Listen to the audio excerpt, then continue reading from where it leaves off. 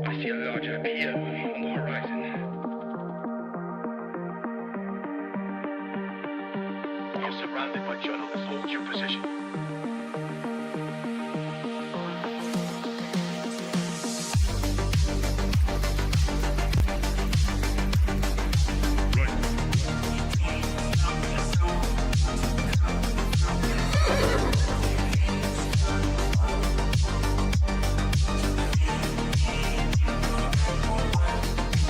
Misinformation.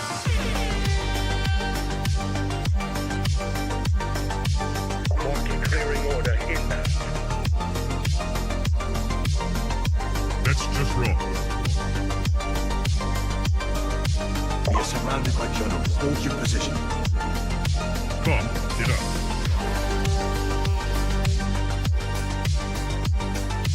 Trust the experts.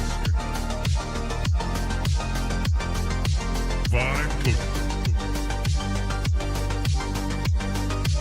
We are experts. Founder mode. 5 good. I see multiple journalists on the horizon. Stand by.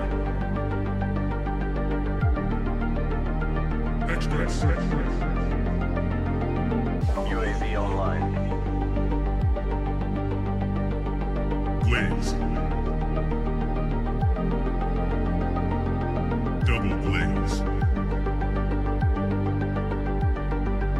Triple glaze. Double kill. 5 coat.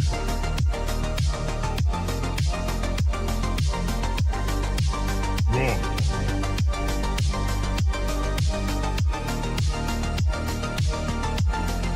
Pump is up. Blaze.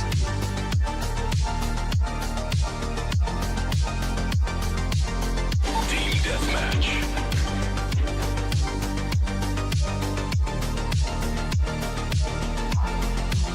We are experts. Triple blaze. That's just wrong. Right.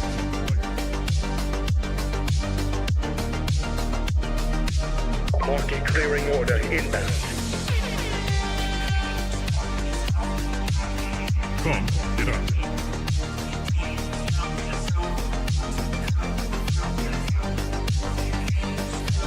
You're surrounded by journalists. Hold your position.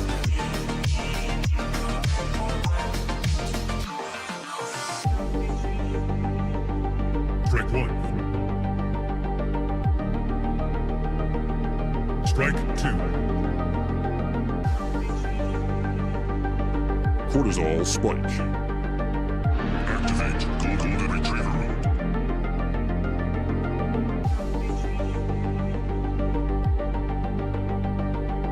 Trust the experts. Market clearing order inbound. 5 coded.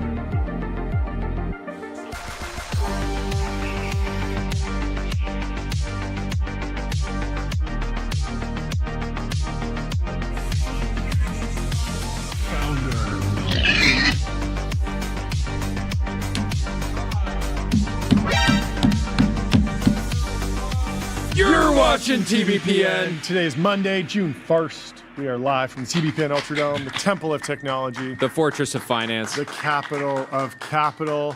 And we have some really exciting news. We heard you loud and clear. Loud You might have and noticed on the Chiron, which is We from area.tech. are back. We are back, and we're going to tell you about Ramp. Time is money. Save both. Easy use corporate. Cards, bill payment, accounting, and a whole lot more. All in one place. That's right. You wanted ads. We're bringing you ads. And we're very excited that we have more We are more supporters of the show. incredibly back. Yes, we're very excited. So expect to hear ads throughout the show. It's Get funny, it? we heard over and over and over. I'm not joking. Yeah, I know I get I know. sarcastic a lot. But we heard over and over and over that Number one they're a complaint. nice palate cleanser. Yep. It's like turning the page, Yep. right? In between different topics. Yep. and we are excited. And we love these companies. We want to help them grow. We've always been huge fans of the companies that we work with, so we're very excited to have them back. Let's turn over to YouTube and Hollywood. Breakout news in Hollywood. YouTubers winning at the box office. YouTubers finally breaking through to Hollywood. Feels super long overdue. Ben Thompson had a good victory lap post because he predicted this all the way back in 2017. It took a decade to get here, but YouTubers are fully in control of Hollywood, and there's a bunch of crazy statistics. But 2026 really is the year that Hollywood and YouTube finally, it feels like they found a way to work together in perfect harmony. It honestly seems win-win here. Not total disruption. Yeah. Right? No, but not collaboration. that. Actual collaboration. And so, I mean, we all know Hollywood's been faced with a ton of challenges. I was just listing them off the top of my head. What's this? Trey says a TBPN without ads is like a human without a heart. Couldn't say it better myself. Ryan says calling in to the waiting room and not the restream waiting room was a crime. Yes, that's true. So I was just listing off like all of the challenges that Hollywood has faced over the past couple decades, and it's so bad. It's piracy. Like, you used to just be able to, for all through like the mid 2000s, people would just download movies. Then better TV shows. Like, TV just got so much better that really took a lot of gas out of Hollywood, because it used to be, if you wanted something cinematic, you had to go to the theater. And then Game of Thrones came out, and all of a sudden, TV, we went through like the era of great TV. Streaming, obviously, that moved a lot of people out of theaters. COVID, that shut down the movie industry entirely. There were strikes, the double strike, writers and directors strike, and a whole bunch of other strikes that went on. There was competition from other production markets, lower cost, and that can sometimes help certain elements of Hollywood, but it also hurts Hollywood, the physical place. Yeah. Meanwhile, streaming just created such a massive boom in spending on like a bunch of random projects, not necessarily like, blockbusters, but just like every platform needed more content, and there was a lot of competition. Yeah. And so throughout all of that, there was sort of a silver lining. I mean, the streaming thing is a big one of that there were jobs and projects that were getting greenlit on streaming platforms, but also just the creator economy. Like, even though I was looking at the number of traditional Hollywood shoot days in Hollywood, it's fallen off a cliff post-COVID, never fully recovered. But the number of people working in front of the camera, behind the camera, around the camera, broadly has obviously gone up throughout the creator economy boom. And so this was always unsatisfying to cinephiles, though, because no matter how viral a TikTok goes, or no matter how much money Mr. Beast or some other creator makes, it never feels as culturally important as The Godfather or some other, or the Titanic, or some movie that everyone comes together, everyone has this shared cultural experience around. We were all in these little bit of these isolated niches, and I'm really into this creator, but anytime I try and bring it up to anyone, they don't know what I'm talking about. Yeah, our moment is, I see a meme starting to grow. Yeah. And I tell you, I make the call to you. Yeah. And then we just kind of bet on it, basically. But even those, it's very hard for them to break out to such a degree that you can bring it up to anyone, your little nephew or your uncle, and they both have an understanding, they did during the Titanic era, like they did during the Godfather era, like they did during Star Wars, which is at the center of this story, because The Mandalorian and Grogu is the latest Star Wars project, and it's actually been declining in the box office. It's been eclipsed, and there's been 3 movies that have been really, really breakout performances. So also, the Oscars are going to be streamed on YouTube in 2029. It feels like by 2029, this whole trend is going to be in full force. So look at the stats. So Kane Parsons' Backrooms opened to roughly 81.5 million in North America and 115 million worldwide on a $10 million budget, reportedly.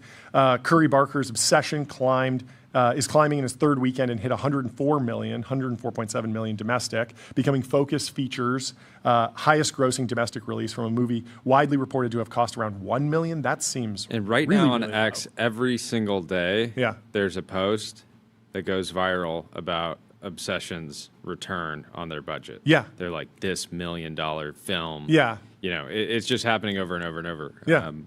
And so like the business story it's to huge. me is like way more, is everything. Definitely, definitely. And then we also talked about this earlier, and it's sort of looped in with this, but Markiplier, another YouTuber, released Iron Lung, which he financed himself, $3 million production budget reportedly, and opened to $18.2 million domestically before grossing $41.1 million domestic, $51.2 million worldwide. Huge return on investment. And so it's easy to point to these as sort of the story is YouTuber with a big audience just converts that audience into ticket sales. But that's not exactly, it's not really that clean. And there's a bunch of counterexamples. So are you familiar with Ryan's World?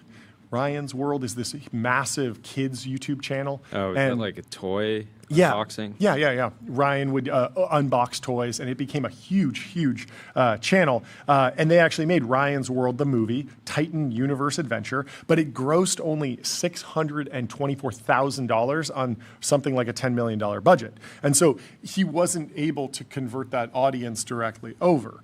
And I think with someone like Ryan Young, was he encouraging children to take their parents' keys and wallet and just go down to the movie theater? Because that's part of the issue with these channels and monetizing them is there's a disconnect between the audience and who the actual like buyer is, the person that controls purchasing power in the household. So you might have like an 8-year-old kid who loves these videos, but anytime they actually want to act on the content, they have to. There's a translation step. Sometimes that can work though. You see the advertisements of the toy on the cereal box and the kids demand the toy. Daniel says ads back, the world is healing. Let's hear an ad. Okay, Shopify. Shopify is the commerce platform that grows with your business and lets you sell in seconds online, in store, on mobile, on social, on marketplaces, and now with AI agents. Thank you, everybody. Okay, so what is different about Backrooms, Obsession, and Iron Lung is that the filmmakers they'd shown they didn't just have huge audiences. Like some of these, Markiplier is a truly large creator, but the folks behind Backrooms and Obsession are in like the single-digit millions. Alone, if they didn't have the creativity, if they didn't have the risk-taking abilities to actually produce something that could sort of draw attention in theaters, I don't think they could have just converted their subscribers over. Like the conversion rates just don't match up, because if you're on 1 million subscribers and you did 100 million in box office, the math just doesn't match up. Did all of your subscribers go see it 5 times and pay $20 each time? No way. Like that's not what happened. Yeah. This the idea of like this creativity, risk taking, new IP. This is like at the core of Hollywood successes. I was reading the Hollywood Reporter. They were saying like this harkens back to like the 1970s. George Lucas's first film. Ben Thompson has a great analysis that we can read through. But these creators aren't just big influencers with millions of fans.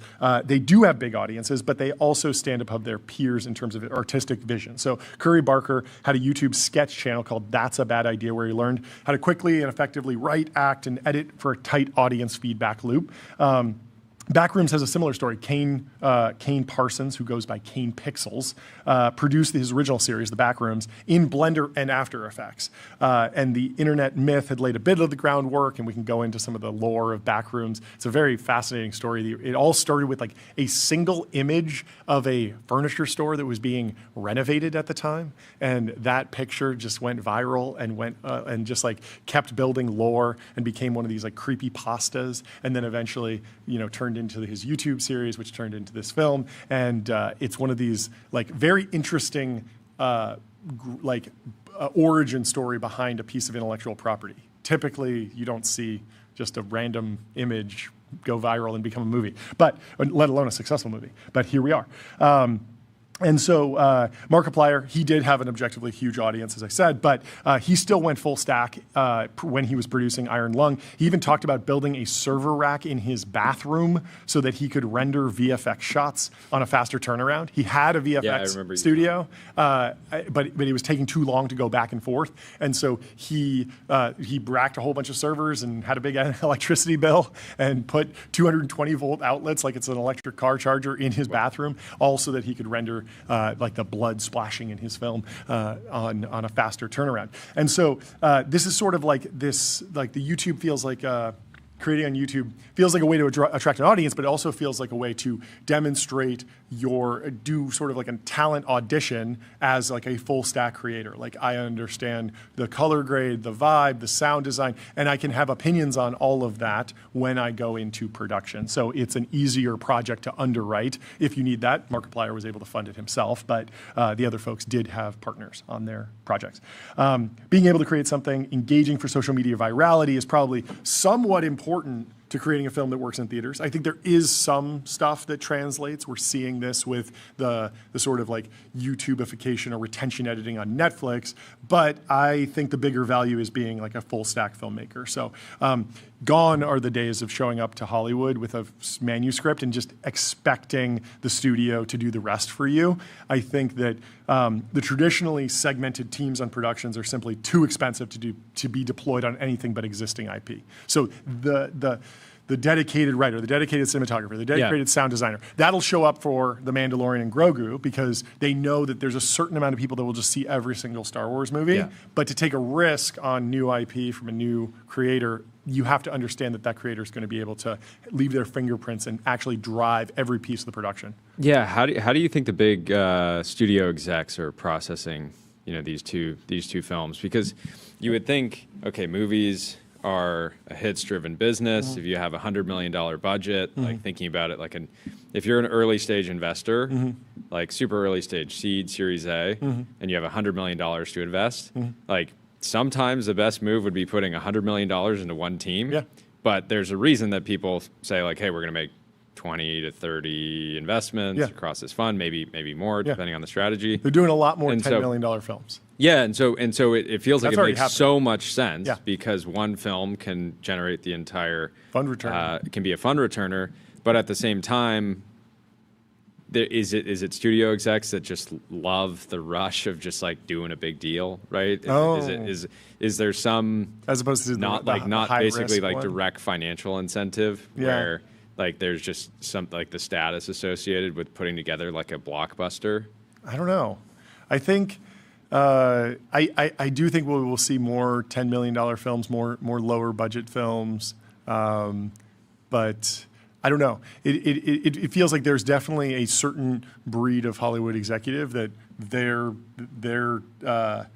whole skill set is aligned to how can we put 100 million, 200 million to work and actually guarantee a return on that. So they're going to be working on the Avatars and the Marvel movies and the DC movies and the Harry Potter movies. But for the next generation, that track feels like very much bought in.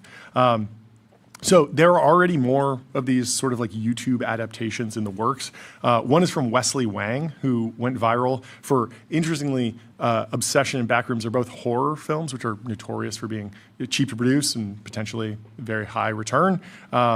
He went viral for a non-horror YouTube short called Nothing Except Everything. TriStar picked it up with Darren Aronofsky's Protozoa producing, and Wang set to adapt it as writer-director. And then there's also the much sillier but extremely viral Skibbity Toilet, which was created by Alexei Gerasimov in 2023. And that project has been going back and forth, but reportedly Michael Bay was attached at one point. They were thinking maybe TV show, maybe movie. But that, as silly as that sounds, and as ridiculous as that series is, it did build like a little bit of a lore world. It captured a lot of people's fascinations, and the numbers are really staggering. There is a little bit more nuance there because on the IP side, because it was created in Source Filmmaker, which is basically like Half-Life or Counter-Strike. So you design the level, and then you can move the camera around through that. He didn't use Blender, and he didn't shoot it with a camera. He actually made the whole series in a video game. And a lot of the assets pull from Half-Life 2 or Counter-Strike Source. And so if you want to maintain that, you have to go do a deal with Valve, which is a private company owned by Gabe Newell. It doesn't necessarily need to just allow someone to do this, and there's already been back and forth on like takedown notices. So that's a whole different negotiation if that winds up making it to the silver screen. But I do think there will be more unpredictable breakouts in the coming years, and I wouldn't be surprised if we see Hollywood executives combing through obscure YouTube playlists for new gems. Let me tell you about CrowdStrike. Your business is AI. Their business is securing it. CrowdStrike secures AI and stops breaches. And some members of our production team saw both Backrooms and Obsession, and I want to get some reviews. What did you guys think? Which one was better? Take us through it. My vote's Obsession. Obsession. Scott, what'd you think? Obsession. Okay. And what did Mike's you got like about Obsession, each too. one? What did you dislike about each one? So, Obsession was great. It felt like, I feel like the filmmakers have gotten too good at making horror movies sometimes recently. Okay. Like this, like Ari Aster type wave. Okay. I remember leaving Midsummer and just feeling like gross for like days. And I felt like Obsession like walked it back a little bit, and it was a bit of a comedy too. So it was fun. That's good. I felt like the memes are all over it, which is great. Yeah. Backrooms, we all kind of walked out. I love Backrooms. Production design should win an award, but something was missing from the movie, I think. Apparently they built 30,000 square feet of actual set for Backrooms. They really designed it. As you said, the production design was fantastic. And that feels like, I mean, the source material is literally in Blender. It would be so tempting just to be like, yeah, just send us the Blender files. Like, we'll just continue using, like, you're already working in CGI. Like, it's not like, oh, this isn't true to the source material. Like, it's actually less true to go build the set. But they did, and clearly you enjoyed that look and feel and sort of worked out. Yeah, I thought it was really fun. Scott's got something. I want to shout out Haley Johnson, who produced Obsession too. She went to our film school. Fantastic. Let's go over to Ben Thompson. Your guys' class at your film school, which I think no longer exists, truly insane caliber of talent to come out of that school. So well done. So Ben Thompson reflected on this as well. He was taking this victory lap on calling this in 2017. He said, in 2017, when the first public allegations were made against Hollywood producer Harvey Weinstein, I wrote Goodbye Gatekeepers about how the traditional structure of Hollywood, where the supply of people who wanted to make and be in movies far exceeded the demand for movies to be made by Hollywood, created the conditions for his predation. So he had a lot of power. As he noted in the article, a similar structure used to be the case in newspapers, which not only gated what news was reported, but also leveraged that gate to monetize via advertising. However, the internet had long since broken down the gate in both regards. Meanwhile, I raised the specter of something similar happening to movies. Don't forget YouTube. Video is a zero-sum activity. Time spent watching one source of video is time spent not watching another. And YouTube showed over 1 billion hours of video every day in 2016. With 2 phones.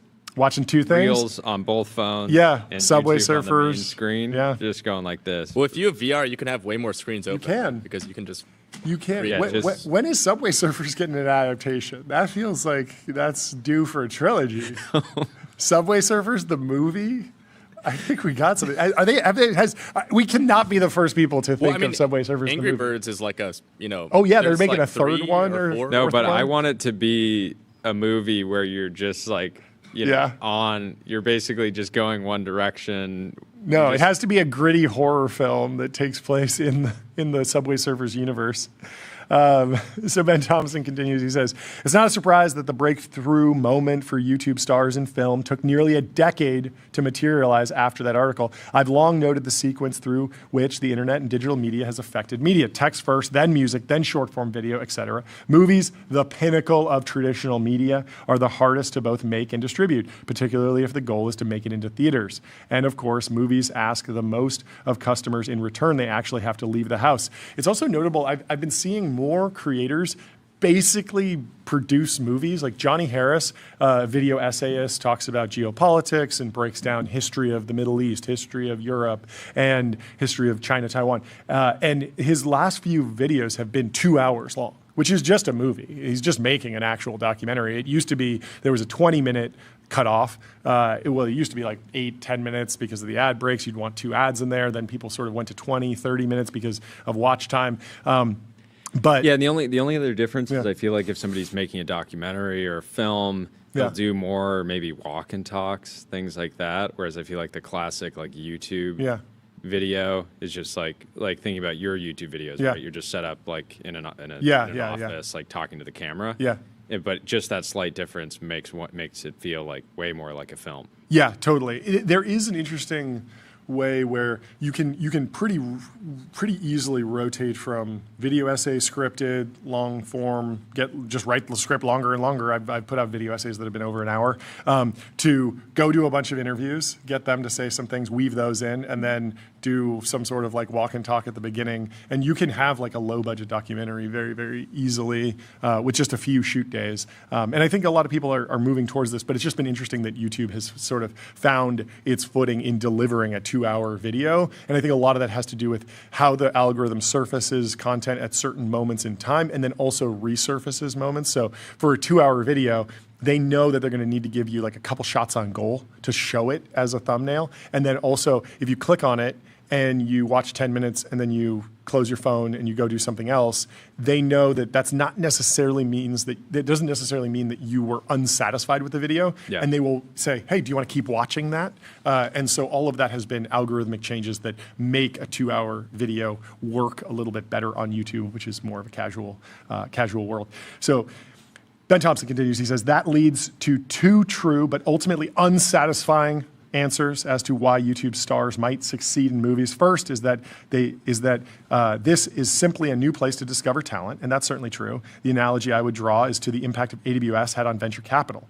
Cloud computing reduced the cost of starting a company to nothing more than the opportunity cost for the founder's time and perhaps a bit of seed funding for a few engineers, and that created an entirely new asset class of angel investors. Venture firms, meanwhile, didn't evaluate companies based on a PowerPoint to fund Sun servers, but rather on actual products and market signals. So it is with this new wave of talent, the cost of production has plummeted such that a creator can be evaluated on their creations, not just their ideas. That's what I was talking about, the audition, the YouTube growth and the YouTube product and the YouTube series that gets 82 million views in the example of Backrooms. Like that is the audition tape that gets you the production workforce behind Hollywood to actually marshal behind you.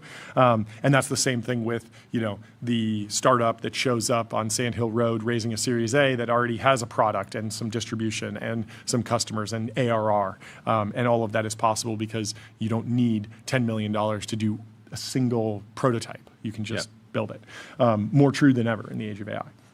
The second true but unsatisfying answer is that YouTube creators can bring their own audience. That's almost certainly true. Kane Parsons, who made Backrooms, has 3.2 million subscribers, which feels low based on how big Backrooms is. But that's the nature of these videos that go viral. They don't always all convert to actual subscribers. Curry Barker, who made Obsession, has 1.2 million subscribers, again on that comedy channel. And then Mark Fishback, who made Iron Lungs, Markiplier, has 38.7 million subscribers. Huge account from years of streaming. And he purposely leveraged that to get distribution. Bloomberg sort of broke it down.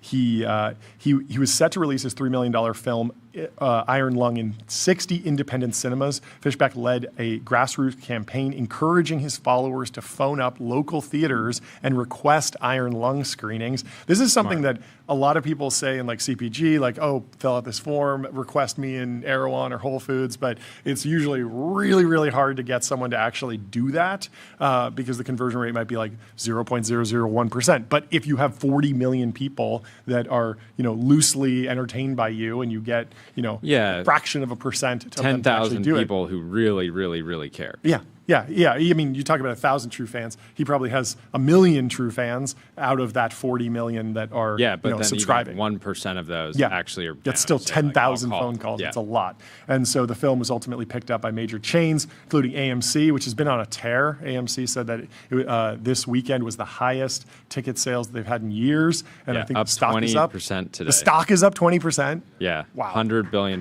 company. 100? Wait, what? No. It's a $1 billion company.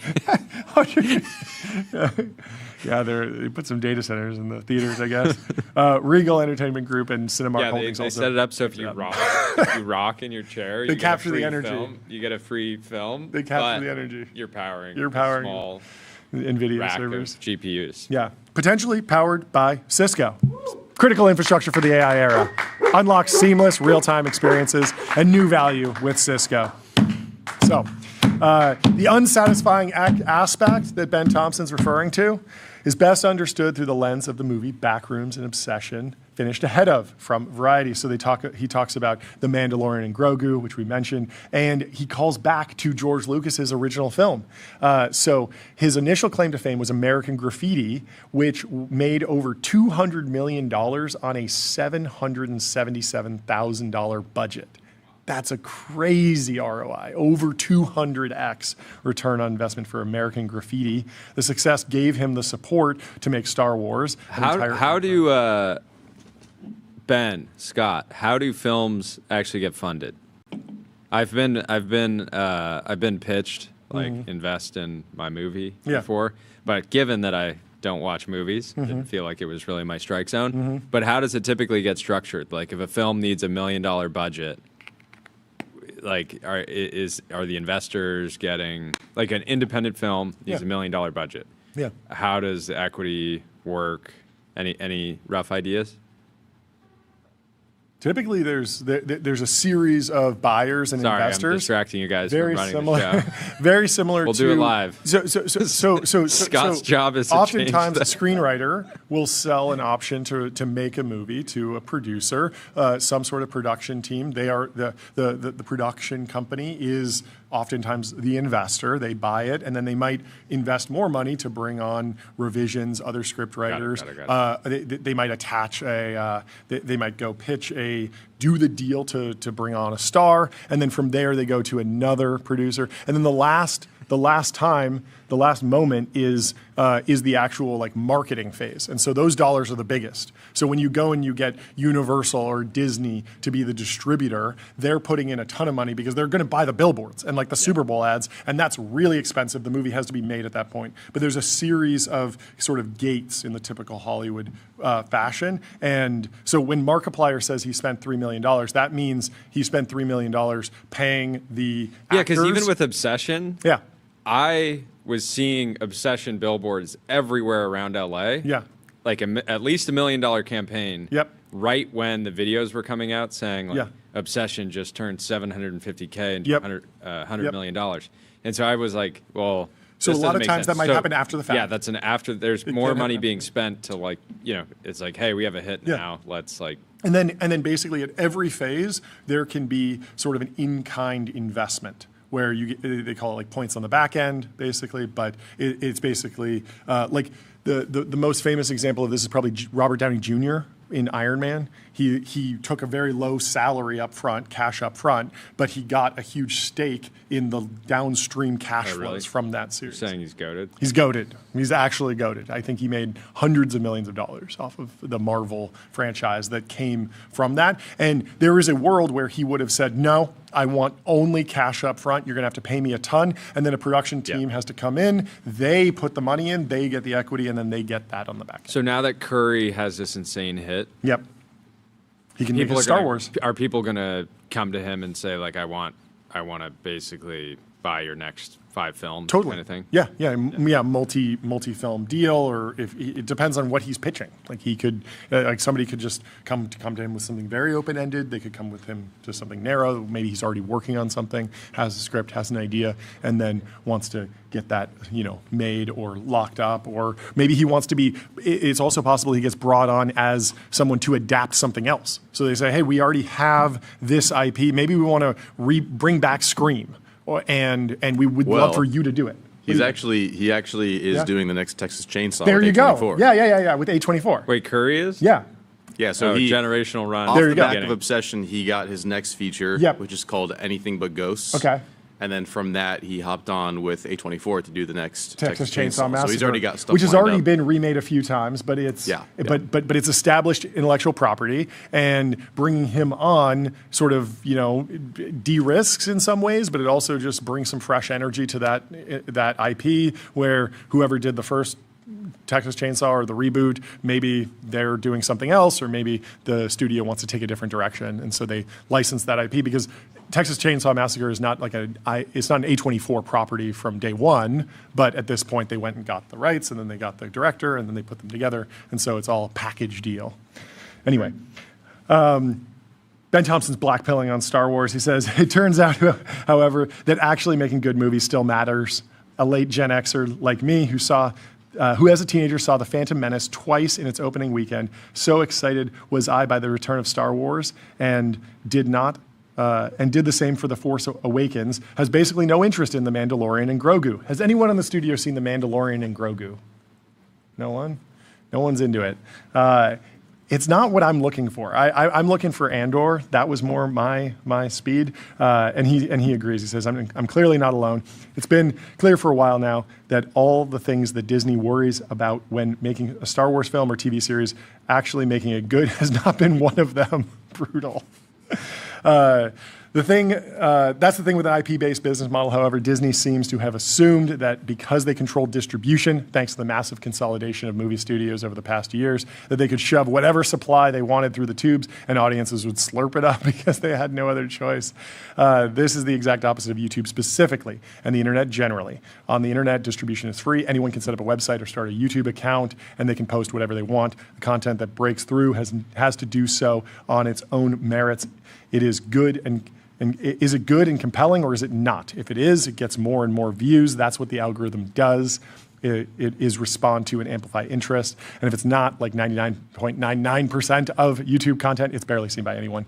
In short, the reason these movies are successful is not just because their makers were spotted by powerful producers or because they brought their own fans. I agree with this. It's not enough just to bring their own fans. It's because the necessary precondition for those two things happening is actually becoming popular on pure merit. It's a more merit-based system. These movies are successful because their makers are good, and we know they're good because they're successful on YouTube. No, that doesn't mean everyone on YouTube is good. Indeed, that's the entire point. There's no quality bar to get onto YouTube, which means the quality bar to get noticed on YouTube is much higher than any gate. Indeed, as much as Hollywood types might look down on YouTubers, it's the latter who are far more impressive, at least if the goal is actually trying to make something that resonates. Very good.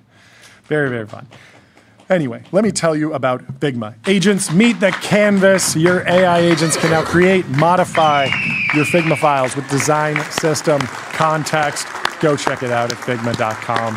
Famously not dead, still cooking. SaaSpocalypse is over. We'll get to that later in the show. Not a car either. Not a car.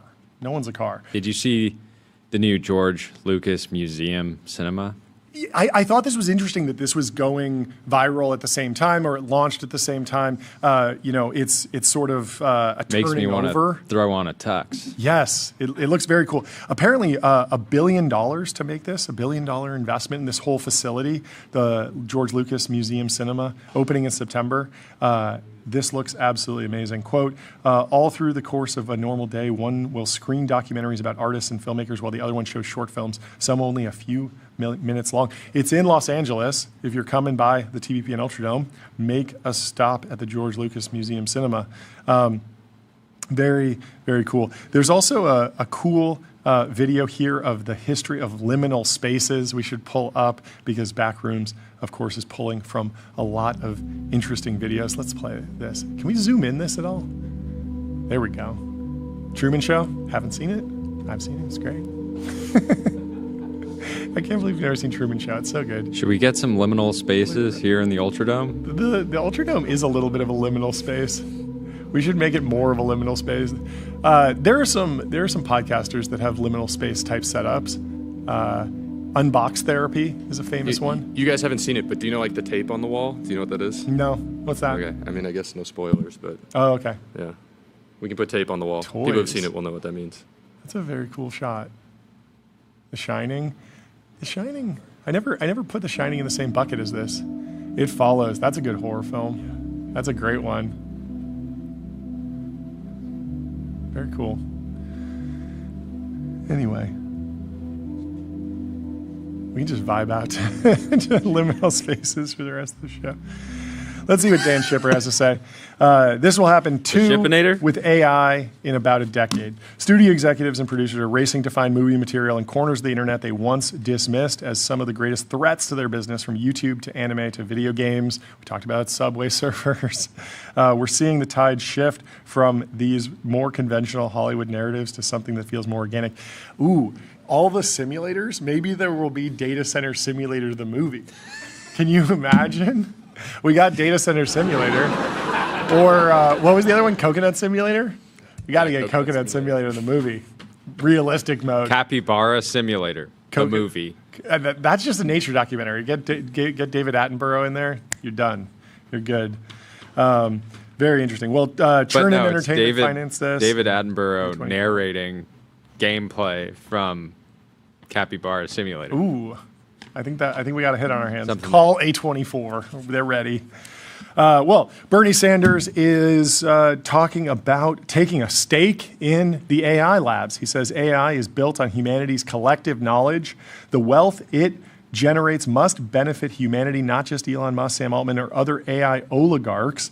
That's why I'll be introducing the American AI Sovereign Wealth Fund Act to give the public a direct ownership stake. And he penned a full op-ed in the New York Times, a guest essay. I need to confirm my account if I want to log into this, but we can see the. I think I subscribed to my phone, and so it doesn't sync with my Chrome installation. I don't know. Let's see. Andrew Curran is highlighting it. This is rough. Senator Bernie Sanders is proposing a one-time 50% tax directly in stock from the AI labs, which will be used to fund the American AI Sovereign Wealth Fund. This would give the government voting rights and board seats and then directly pay a dividend to the American citizens. That's interesting because, so you take it 50% and like, when would these companies actually produce a dividend? I mean, it takes many tech companies like decades to actually return cash to shareholders. They're known for stock buybacks. Maybe he wants to just be fire selling. Yeah. After the IPOs. he's just like, this is the top. I didn't tell you how there was going to be a dividend. Dividend in sales. No, it's. I mean, the positioning. I'm trying to get into my New York Times account too, but the positioning. Blank is built on humanity's collective knowledge. Yeah. What is not built on humanity's collective knowledge? Yeah, I was looking at a lot of TBPN is built on.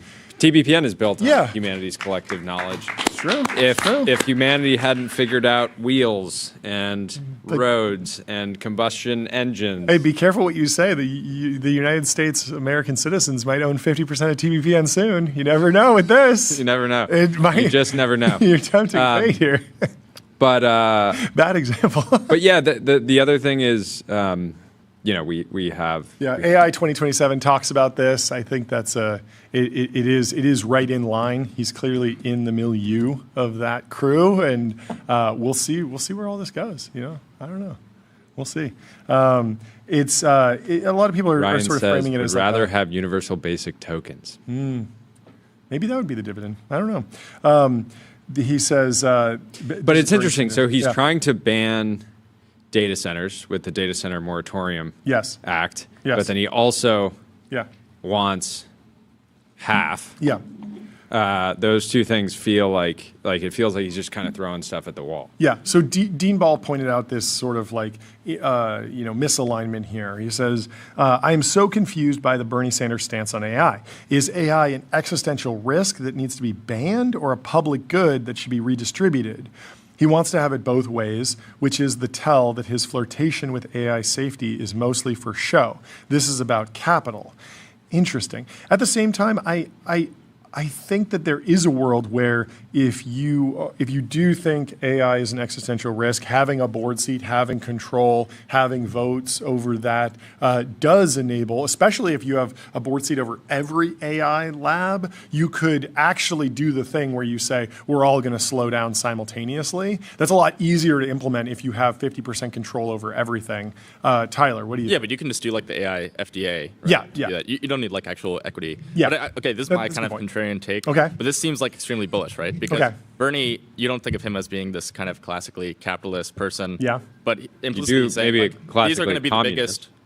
He's saying that the stock's underrated. Yeah, he's saying that these are going to be the biggest. Yeah, because if all the stocks were going to and zero, they're going to be so big that this is going to be like disruptive to the economy. Sure. Like this seems like he's extremely AGI pilled. It seems like it, yeah. Yeah, and it's like this seems like he's basically saying like, wait, so the data center stuff is like probably not going to work out. I'm not going to be able to ban these things. Yeah.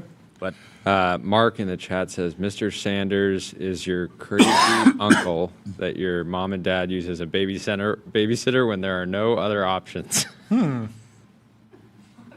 Interesting. Let me tell you about Railway.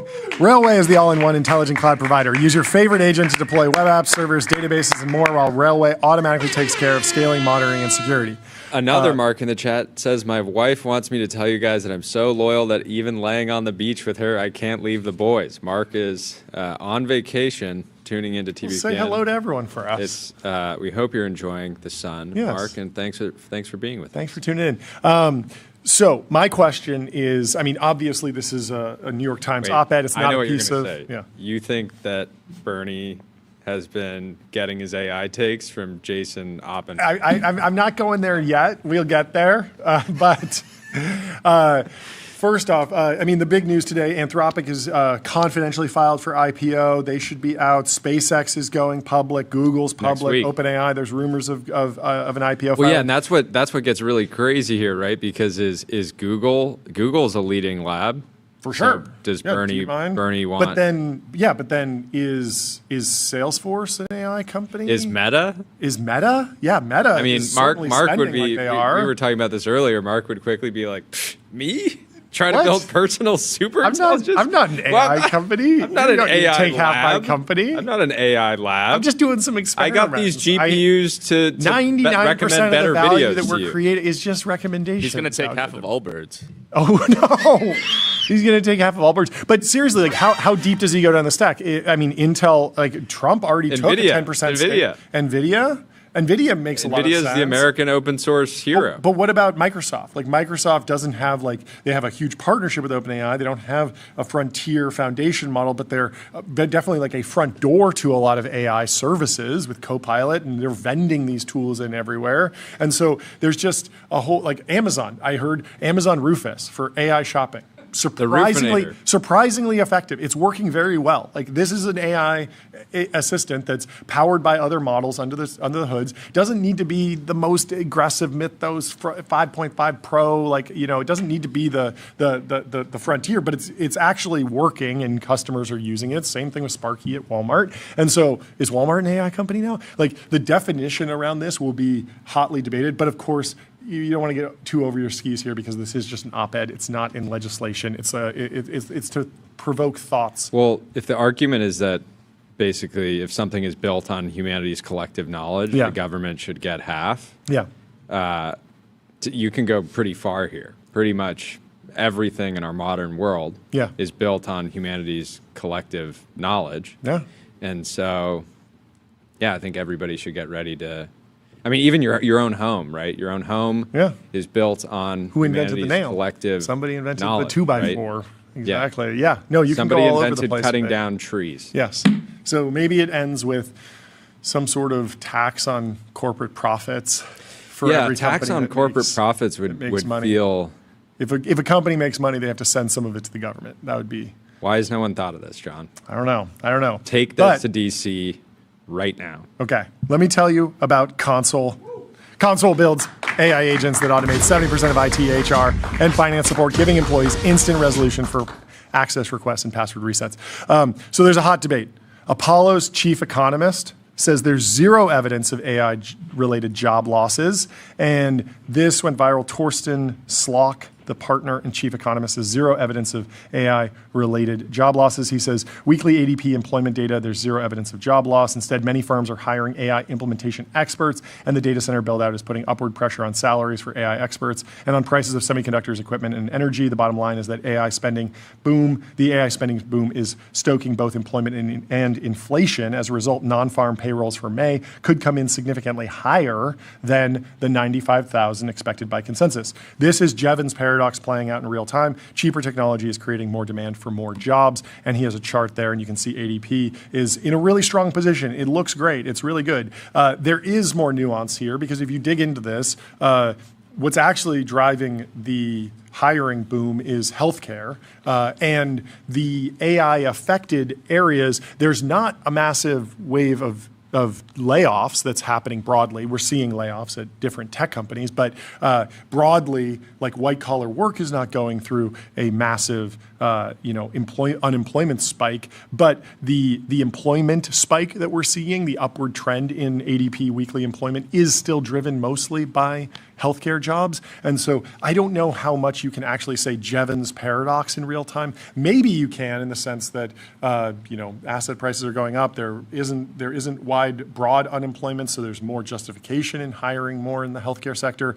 But this felt like maybe a little bit too soon to take a victory lap on this. I'm not exactly sure. It's certainly a better place to be than seeing unemployment go up. We want to see lots of hiring. We want to see a low unemployment rate, and that's what we're seeing, which is great. But it is soon. It is early, and we're just getting to start to implement these tools. And there's still risk all over the place. Maybe not as much risk as what Jason Oppenheim thinks, though, because he went on the Iced Coffee Hour and made an audacious claim about job displacement, pinning it at 80% of people out of the workforce, 80% unemployment. We can play this clip from the Iced Coffee Hour. There won't be any work. I disagree with Kevin. There won't be any work. 80% of people out of the workforce that we know of today and into the things that I talked about. So I think what we have to do is start showing and creating value for those things. Start ascribing value to family and to hobbies and to sport and to relationships more, and it has to be less about work. So I hear a lot of I thinks, and you guys are real estate people in the eyes of the viewer. What gives you guys credibility to talk about AI? Fair question. I would say that I've spent probably 500 hours listening and reading a lot of podcasts. Did the homework. I think it's the quintessential intellectual pursuit of the last 2 years of my life. Called David Center. Listening to podcasts is the quintessential intellectual pursuit. Jeremy Gaffard on Suicide Watch. Tyler, you had something? Yeah. Just for some context, in the peak of the Great Depression, unemployment was 24.9. 24.9. And he's saying 80%. Yeah. Okay, so 4 times the Great Depression is what we're looking at with AI? Yeah, it's so funny to listen to go and just listen to a bunch of podcasts and come back with the 80% number. It's wild because you also you would have to qualify that what set of technologies actually enable that, because you certainly would need highly effective, efficient humanoid robots, fully deployed throughout society, But yeah, strongest take we've seen yet. Yeah. So very concerning. But this is a stronger take potentially. Yeah, but this is the other side of it. Sam Sulek revealed that 95% of jobs are safe from AI. He said AI is a tool. It won't replace discipline, grit, or hard work. Mm-hmm. And Instagram. How did this? This really looks like Instagram. I made this. This is a fake quote. I sent this to John over the weekend. It looks very the fact that it added the little Instagram buttons makes it look way more legit to me. I know you made this, but I still did a double take. It's absolutely wild. So funny. Anyway, let me tell you about the New York Stock Exchange. Want to change the world? Raise capital at the New York Stock Exchange. We're very happy to be partnered with the New York Stock Exchange. It's really going today. And thank you to Area.tech. They produced all of our show graphics, the Chiron. Legends. The intro. They've worked with us for a long time. And they also activated my AI Siri for some reason. I don't know why that happened. On my phone and my MacBook. Wow. What a day. Salesforce is on an absolute tear. We talked about the dueling narratives. So Anthropic is IPOing, or they have confidentially submitted a draft S-1 registration statement to the Securities and Exchange Commission. Pending completion of SEC review, this gives us the option to pursue an initial public offering. There's a race between SpaceX, OpenAI, Anthropic to get out, hoover up those public market dollars. Meanwhile, it was so over for all the SaaS companies, but the SaaSpocalypse might be canceled. That's what we're seeing. A lot of companies are up. Some of them are up on Anthropic holdings, but others are just up on continued traction in their Mark's got to be business. feeling good. He invested $50 million into Anthropic, I think in 2023 or 2024. Cheeky 100x? Very cheeky. Very cheeky. I think he's feeling good. He's now going to deploy 2 billion euros into France. Love it. Our strong team has 1,800 employees in France. Wow. More committed than ever to driving innovation and agentic growth across the country. And I love this new meta. I think this picture is this is the new vibe reel meta. Okay. So anytime you do a business transaction, snap a selfie with your business partner, post it. You don't need to make a video with a bunch of videos throughout history of hypersonic jets and rockets and things like that. Just take a selfie, post it, you're good to go. Much more efficient. Okay, so. And I'm dropping, after this partnership, I just got to say, we're canceling my personal beef with France. Oh, that's great. This is fantastic progress. Benioff won you over. And if they have Benioff's full faith, they have my full faith. And already this 2 billion euros, I think, is significantly more than the previous investment that they announced that created the original beef. Yeah. So beef squash. It's good to see. Good to see. Well, Benioff gave some more context on Salesforce's progress, the fiscal year 27 Q1 results. Record revenue, $11.13 billion, up 13% year over year. This is a very mature company, still growing very quickly. Very good news. Operating cash flow of $6.7 billion. Agent force crossed 1 billion ARR, combined with Data 360 and Informatica, now at 3.4 billion in AI data ARR. We're not just talking about We're not just talking about the agentic future. We're delivering it. The #1 agentic CRM, powering the shift to agentic enterprises at scale. The momentum is real. The future is unstoppable. Fire emoji. 34%. What is so Relay says, really what is a sarsaparilla? What's a sarsaparilla? Sarsaparilla is a beverage. It's like a Coca-Cola. It's a drink that you get at a soda bar. Sarsaparilla. What? Sarsaparilla. I'm seeing nostalgic soft drink. You just call it sarsaparilla. I know it says sarsaparilla, but everyone pronounces it sarsaparilla, I think. Anyway, nostalgic soft drink, herbal plant, native to the Americans, sweet, earthy flavor. This is due for a comeback. This feels like this would sell for $20 a bottle at Erewhon, don't you think? Absolutely. I bet bringing back sarsaparilla, good business. Somebody do the call area, call day job right now, start your branding packages, and I think you got a winner if you bring back sarsaparilla successfully. Well, Mark Benioff teased a little bit of the progress on our show, and we can play this clip from him on TBPN, giving us a little bit of a view into the demand that Salesforce was seeing, the growth that they were seeing in their business. I wasn't really on the show at the beginning of the year, a year ago with you guys, but if I was, what I would have said was, I'm not hiring any more engineers in fiscal year 26, the year it just passed. Because I was using coding agents and I was allowing the productivity from the coding agent to give me the extra capacity that I needed for the year. And I didn't hire more service agents in the year. I held it flat and then reduced it slightly because I'm using service agents. But I did hire like almost 20% more salespeople this year. I think we talked about that because I need more capacity because we have more demand than ever through every market, from the small, medium, large customers. You know, guys like yourself who are like these great entrepreneurs building a great business like TBPN. Really going all the way through it, you need a technical infrastructure around you to grow your business. I know you use Slack, I know you use other products, that's our job, is to make you successful and to really bring in the apps and the agents. You can't do it just with an agent. Sales guy, final boss. He's so good. Final boss. It is. I think the pushback there would be, well, you do sell customer service agents. You don't sell coding agents, but you are selling sales-focused agents. So why? So basically, you're getting so much efficiency in these other places that you don't need to hire more people. But in the kind of category in which your primary products operate, he's not making the efficiency argument. He's making the demand argument. He's saying we have so much demand, we need more reps. But he's selling a product that should be able to sort of meet that demand, right? Yes and no. I mean, he's selling He's selling like a tool that sits alongside a sales rep. If there's a booming economy, more sales, you would think that there's more people that go into sales, more people that need a Shopify or a Salesforce like installation alongside them.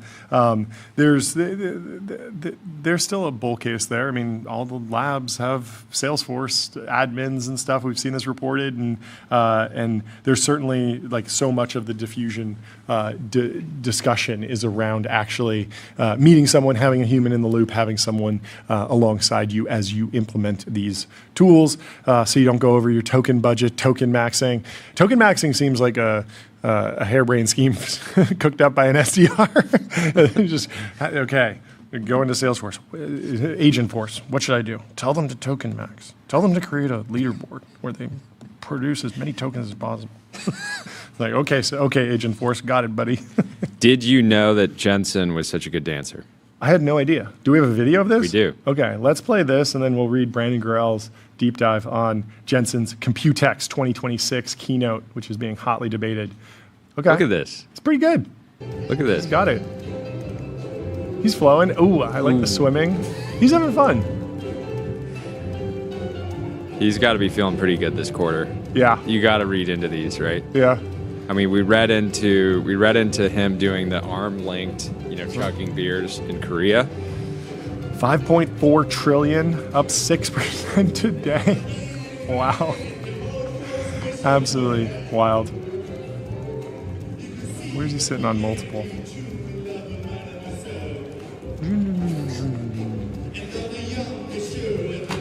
Pop quiz. What movie features a dance to this song? Is it Pulp Fiction? Yeah. It literally says it in the caption. Okay. I don't know. Sometimes you're so out of, question. you'd be like, I don't know what those words mean. That couldn't possibly be the answer to John's Jody, question. have you seen Pulp Fiction? I have. Oh, okay. I have. There we That's go. one of the 5. That's one of the 5 movies. We're slowly discovering that there's more than 5 movies. There's like 20. It's a good time. Anyway, let's go through what Brandon Grell summarized from Jensen Huang's Computex 2026 keynote. NVIDIA CEO made several announcements during his keynote speech at Computex, Taiwan's annual technology expo. I guess it's their CES, but more enterprise-focused even. He introduced the NVIDIA RTX Spark Super Chip, an ARM-based chip for PCs designed to process AI workloads locally.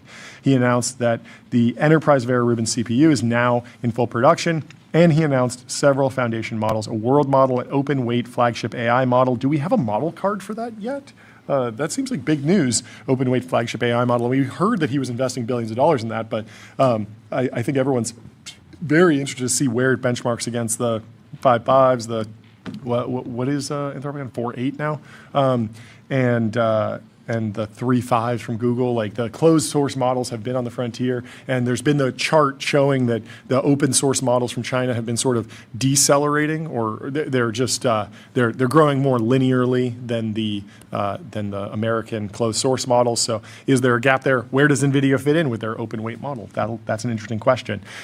And he also released a model specifically designed for humanoid robots. A lot of the attention from the keynote is going to the RTX Spark, which is being viewed as Microsoft's attempt to create its own Apple Silicon moment, and Microsoft coordinated its announcements of its new Surface Laptop Ultra, which will be optimized for RTX Spark and will be released this fall. Can you play Crysis on it? Can you game on this thing? Is that cool, or is it all about running agents locally? I wonder what the demand for these local agents on the desktop will be, because so many workloads, you just hand it off and you wait 20 minutes and you come back. But there is some value to being able to do at least like the voice transcription locally, just all sorts of things. If you can do like tool calling, then that basically gets you like most of the way there, because then all the hard things you can just outsource well. Sure. And then for like gaming, I'm still very excited to see any of these like real-time video models used in gaming. This seems like it'll be the thing you do with these like super nice. We got to get David Baszucki back on the show to talk about Roblox and the real-time up-resing of Roblox games, because I think that's such an incredible technology. I think it's going to be really popular, but it's going to take time for it to actually roll out. Anyway, there is a cut down of Jensen's keynote that you can watch. We linked it in the newsletter, and we will go into that more later. But we have our first guest from the New York Times. He's a journalist, Adam Isko. Just wrote a fantastic piece about prediction markets, and he's here with us in the TBPN Ultra. Adam, how you doing? With a slat wall. Slat wall. Ready to podcast. Wait, is that a slat wall? Or is that a virtual background? What we got? What we got? It's real. It's real. You think I'd do a virtual background on y'all? I mean, Thank you. Okay. With the suit. With the suit. You look fantastic. Bringing a slat wall and a suit. Fantastic. You are ready to podcast. Okay. Are you in New York City? I'm in New York City. Long-time listener, first-time caller. So Thank you so much for coming on the show. Fantastic to have you. Since this is the first time, and we do have some time to kind of unpack this, I wanted to hear a little bit about your journey, your history, how you wound up at the New York Times, where else you've written, the type of topics, how you describe your beat, your process. Just sort of give me the 101 on you, and then we can dive into prediction markets specifically. Yeah, at a party, if someone asks me, what the hell do you write about? Are we allowed to curse on the show? It's no FTC? You're welcome to. We don't. But you're welcome to. I'm surprised the New York Times would let you. Are you allowed to drop profanity in the Great Lady? I can tell he's a bit of in the Great Lady, bad boy. It's been the great controversy with me working at the Times is that I spent the last 5 years at the New Yorker. Okay. It's a magazine that encourages profanity in the pages. But the Times, a little more buttoned up. Things are a little different there. I've spent the last 5 years at the New Yorker writing about all kinds of things, whether it's mental illness and homelessness in New York City, or it's every year I read a story about a cool boat on the New York Harbor. Cool. I'm just trying to go interesting places and see interesting things. And what drew you to the boat? I got to know about the boat. Yeah. Since you brought it up. Oh, well, y'all ever see a shipping container ship? Yeah. You ever want to get on one? You ever been on one? I don't think I've ever been on a shipping container ship, but I have wanted to go on one. Though. I've been on an aircraft carrier. That was very cool. You've been on an aircraft carrier? I've been on an aircraft carrier. I went on the USS Carl Vinson as part of the Distinguished Visitor Program. There's a program that you can sign up for. You have to wait years and years and years unless you're actually famous. And I had a friend who waited years and years and years, and then he slotted me in at the last second. So I got to go with a lot of big Hollywood producers and stuff, and they sort of give you the dog and pony show, let you sleep on the boat for 2 days, meet everyone. 2 days? Yeah, 2 days. You're at sea with them, and you have no cell service. They don't tell you where you are, and you can kind of speculate. Okay, well, we left from San Diego. We're probably around Mexico, but yeah, you get to watch the planes take off and land, and they take you and they fly you off and stuff. It's a wild experience. We definitely knew where we were. We were in the New York Harbor. Okay. We came under the Verrazano Bridge, and it was great. The cargo was a miniature of the Statue of Liberty. Oh, interesting. It was a gift from the French government to Wait, us. They gave us another one? They gave us another one. Wow. Round 2. They're just running it back. Yeah. And I wanted to get on the ship, so I just sort of made some calls and I asked around, and cool. They were super psyched to have me on board. That's awesome. Yeah. How do you think about sizing stories in that context? When you're at the New Yorker over a couple of years, I imagine that there's shorter pieces, there's longer pieces. How much is it just a conversation with your editors and the team on, okay, I actually have something here, I need to go heads down on this for months and pull on this thread, and there's a 70% chance it's great, 30% chance it goes nowhere. What is the process? Because we have the same show every day. It's always the same length. We don't really ever get in the world where we're we're going to do an 8-hour show, next week, but we're going to take a couple shows off. How do you think about sizing projects? It's such a great question. It's if you're going to write about a used car auction in Brooklyn, that piece is going to be 850 words. It's going to be a little tasty morsel for the reader to enjoy. But if you want to do something where you're really trying to contribute to society, to our culture, then you need more words to tell a deeper story. Mm-hmm. And so, if I want to write about mental illness and homelessness in New York City and have New York City be a sort of proxy for the nation, mm-hmm. then we need 6,000 words. We need 10,000 words, which means I need 6 months or a year to work on that project. Yeah. And then, of course, because the New Yorker is a business, you also need to be writing shorter stories along the way while you're spending a year investigating something that's really sort of topical and important. How did you first come into contact with prediction markets? Oh my gosh. I don't know about y'all, but aren't your friends just degenerate gambling on sports or on all of these things? For some reason, I actually don't know that many people that gamble on sports. They are our or most anything. active group chat. No one has ever talked about a sports bet But in years. They were very viral during the presidential election. I remember maybe, 3 cycles ago, 2008, the Nate Silver, before the Silver Bulletin, the 538 dashboard, everyone was refreshing that constantly. He famously called all 50 states correctly. It was a bit of luck, but those dashboards, the needles, all of that stuff sort of captures everyone's attention. And during the last presidential election cycle, it felt like the prediction markets were really having a moment, but I didn't actually know that many people that were actively betting on them one way or another. It was more just a curiosity to say, oh, well, that source might be biased or that source might be biased, but, at least if there's just money on both sides, maybe it's more neutral. Maybe it will give me a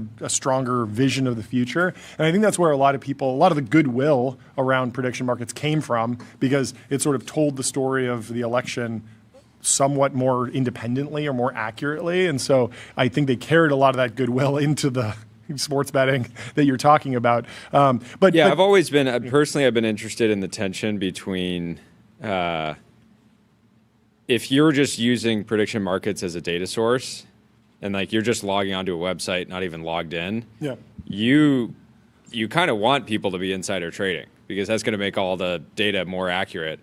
Yeah, but the platforms, I'm not saying like generally that's good for society, but I'm just saying like if you just want to get an idea of what's going to happen in the future, if there's no insider trading happening, it just means that people are just purely just. That's not true. That's not true, because in the they could be doing like sophisticated research and things like that. Exactly. Sorry. But on some of these markets, like for example, like the war markets around Venezuela, where you were seeing like spikes in activity, and then it turns out somebody that did have inside knowledge on the operation was putting the whole operation at risk. It's going to be better because they wanted to make $200,000 or whatever. Yeah, but when you look at the election, or you look at financial anything sort of unemployment or the Fed rate or what have you, you don't need insiders to have sort of non-public information. You can sort of do what Wall Street has always done, which is go out and find an edge, go out and find the best information possible. Go and talk to a bunch of people, go and look at really complicated weather data to predict oil prices. I mean, you can do like sort of really intense research as just like an individual or a group of individuals working together. And so you don't need to be that guy that like, compromise national security by illegally trading on Venezuela. You can be someone who just knows a lot more than the average sort of user or better, and kind of create tremendous informational advantage for people. I mean, the stat that I came across sort of crazy is that a third of adult voters in America have consulted a prediction market. Right, that's like a lot of people. They're basically at the ballot box, being like, who should I vote for? And I mean, in low liquidity, I only vote for winners. Who should I vote for? Yeah, no, I think people do. I think people do actually see, okay, there's momentum. It's worth me donating to this candidate, and then you get this weird flywheel where potentially you could have someone who wants a particular candidate to win, then they artificially shift the odds of that candidate, they spike, and then that candidate runs a whole bunch of talking points or ads saying, I'm at 60% on the prediction markets, you should definitely donate because I'm going to run away with it. And then it becomes like a self-fulfilling prophecy. There's like a weird cycle there that could be bad. I don't know.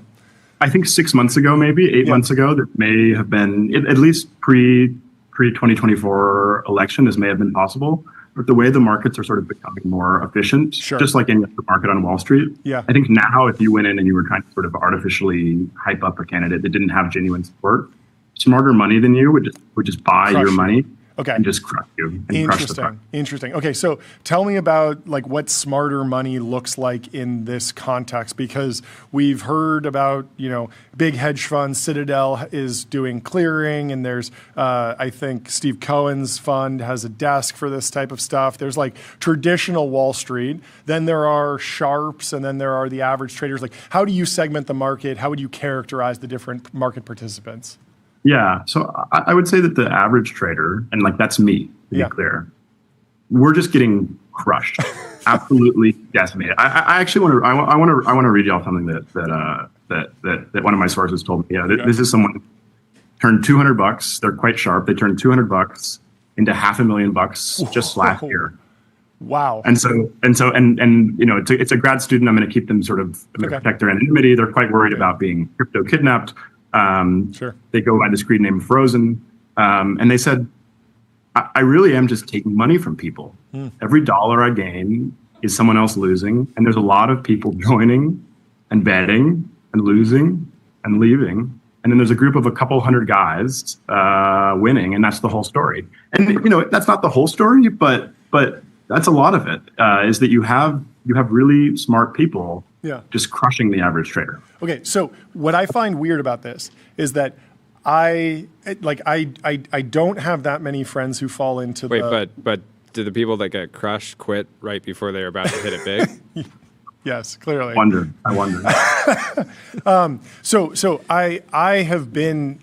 I have had friends who have been in that camp of like smart grad student, tech person, able to build a real model. And I always go to them and say, you shouldn't be trading because there's a much more sophisticated market participant sitting at a hedge fund with, you know, a data center worth of compute behind their models, and they're going to crush you. And so I'm surprised that an individual of any sort can have an edge in this market. Like, is it just that, like, did you try and talk to any of the Wall Street funds that would more professionalize this activity? Because it feels like even like the smart, clever individual, disciplined individual who's maybe feeding off of like the casuals that are just coming in and out would eventually get crushed by something that's even more robust and professionalized.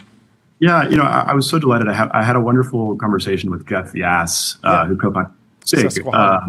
You know, one of the sort of most respected trading firms in the country, if not the world. And I asked him this question, and he said, "We are just getting taken for a ride. We're just getting crushed by these sharps." Really? And I was sort of trying to figure out why. And I talked to someone who actually, you know, SIG is trying to go out just like a number of other places, and they're trying to hire these sharps, right? Mm-hmm. I talked to someone who had an offer from SIG, and I said, you know, why didn't you take it? Well, you know, wouldn't you get, you know, better health insurance? You know, and he said, not only am I just making a killing, but I can do things that a big institutional fund can't do. For instance, I can, you know, he's a Rotten Tomatoes trader. He trades how is a film going to do on Rotten Tomatoes, and he's turned, you know.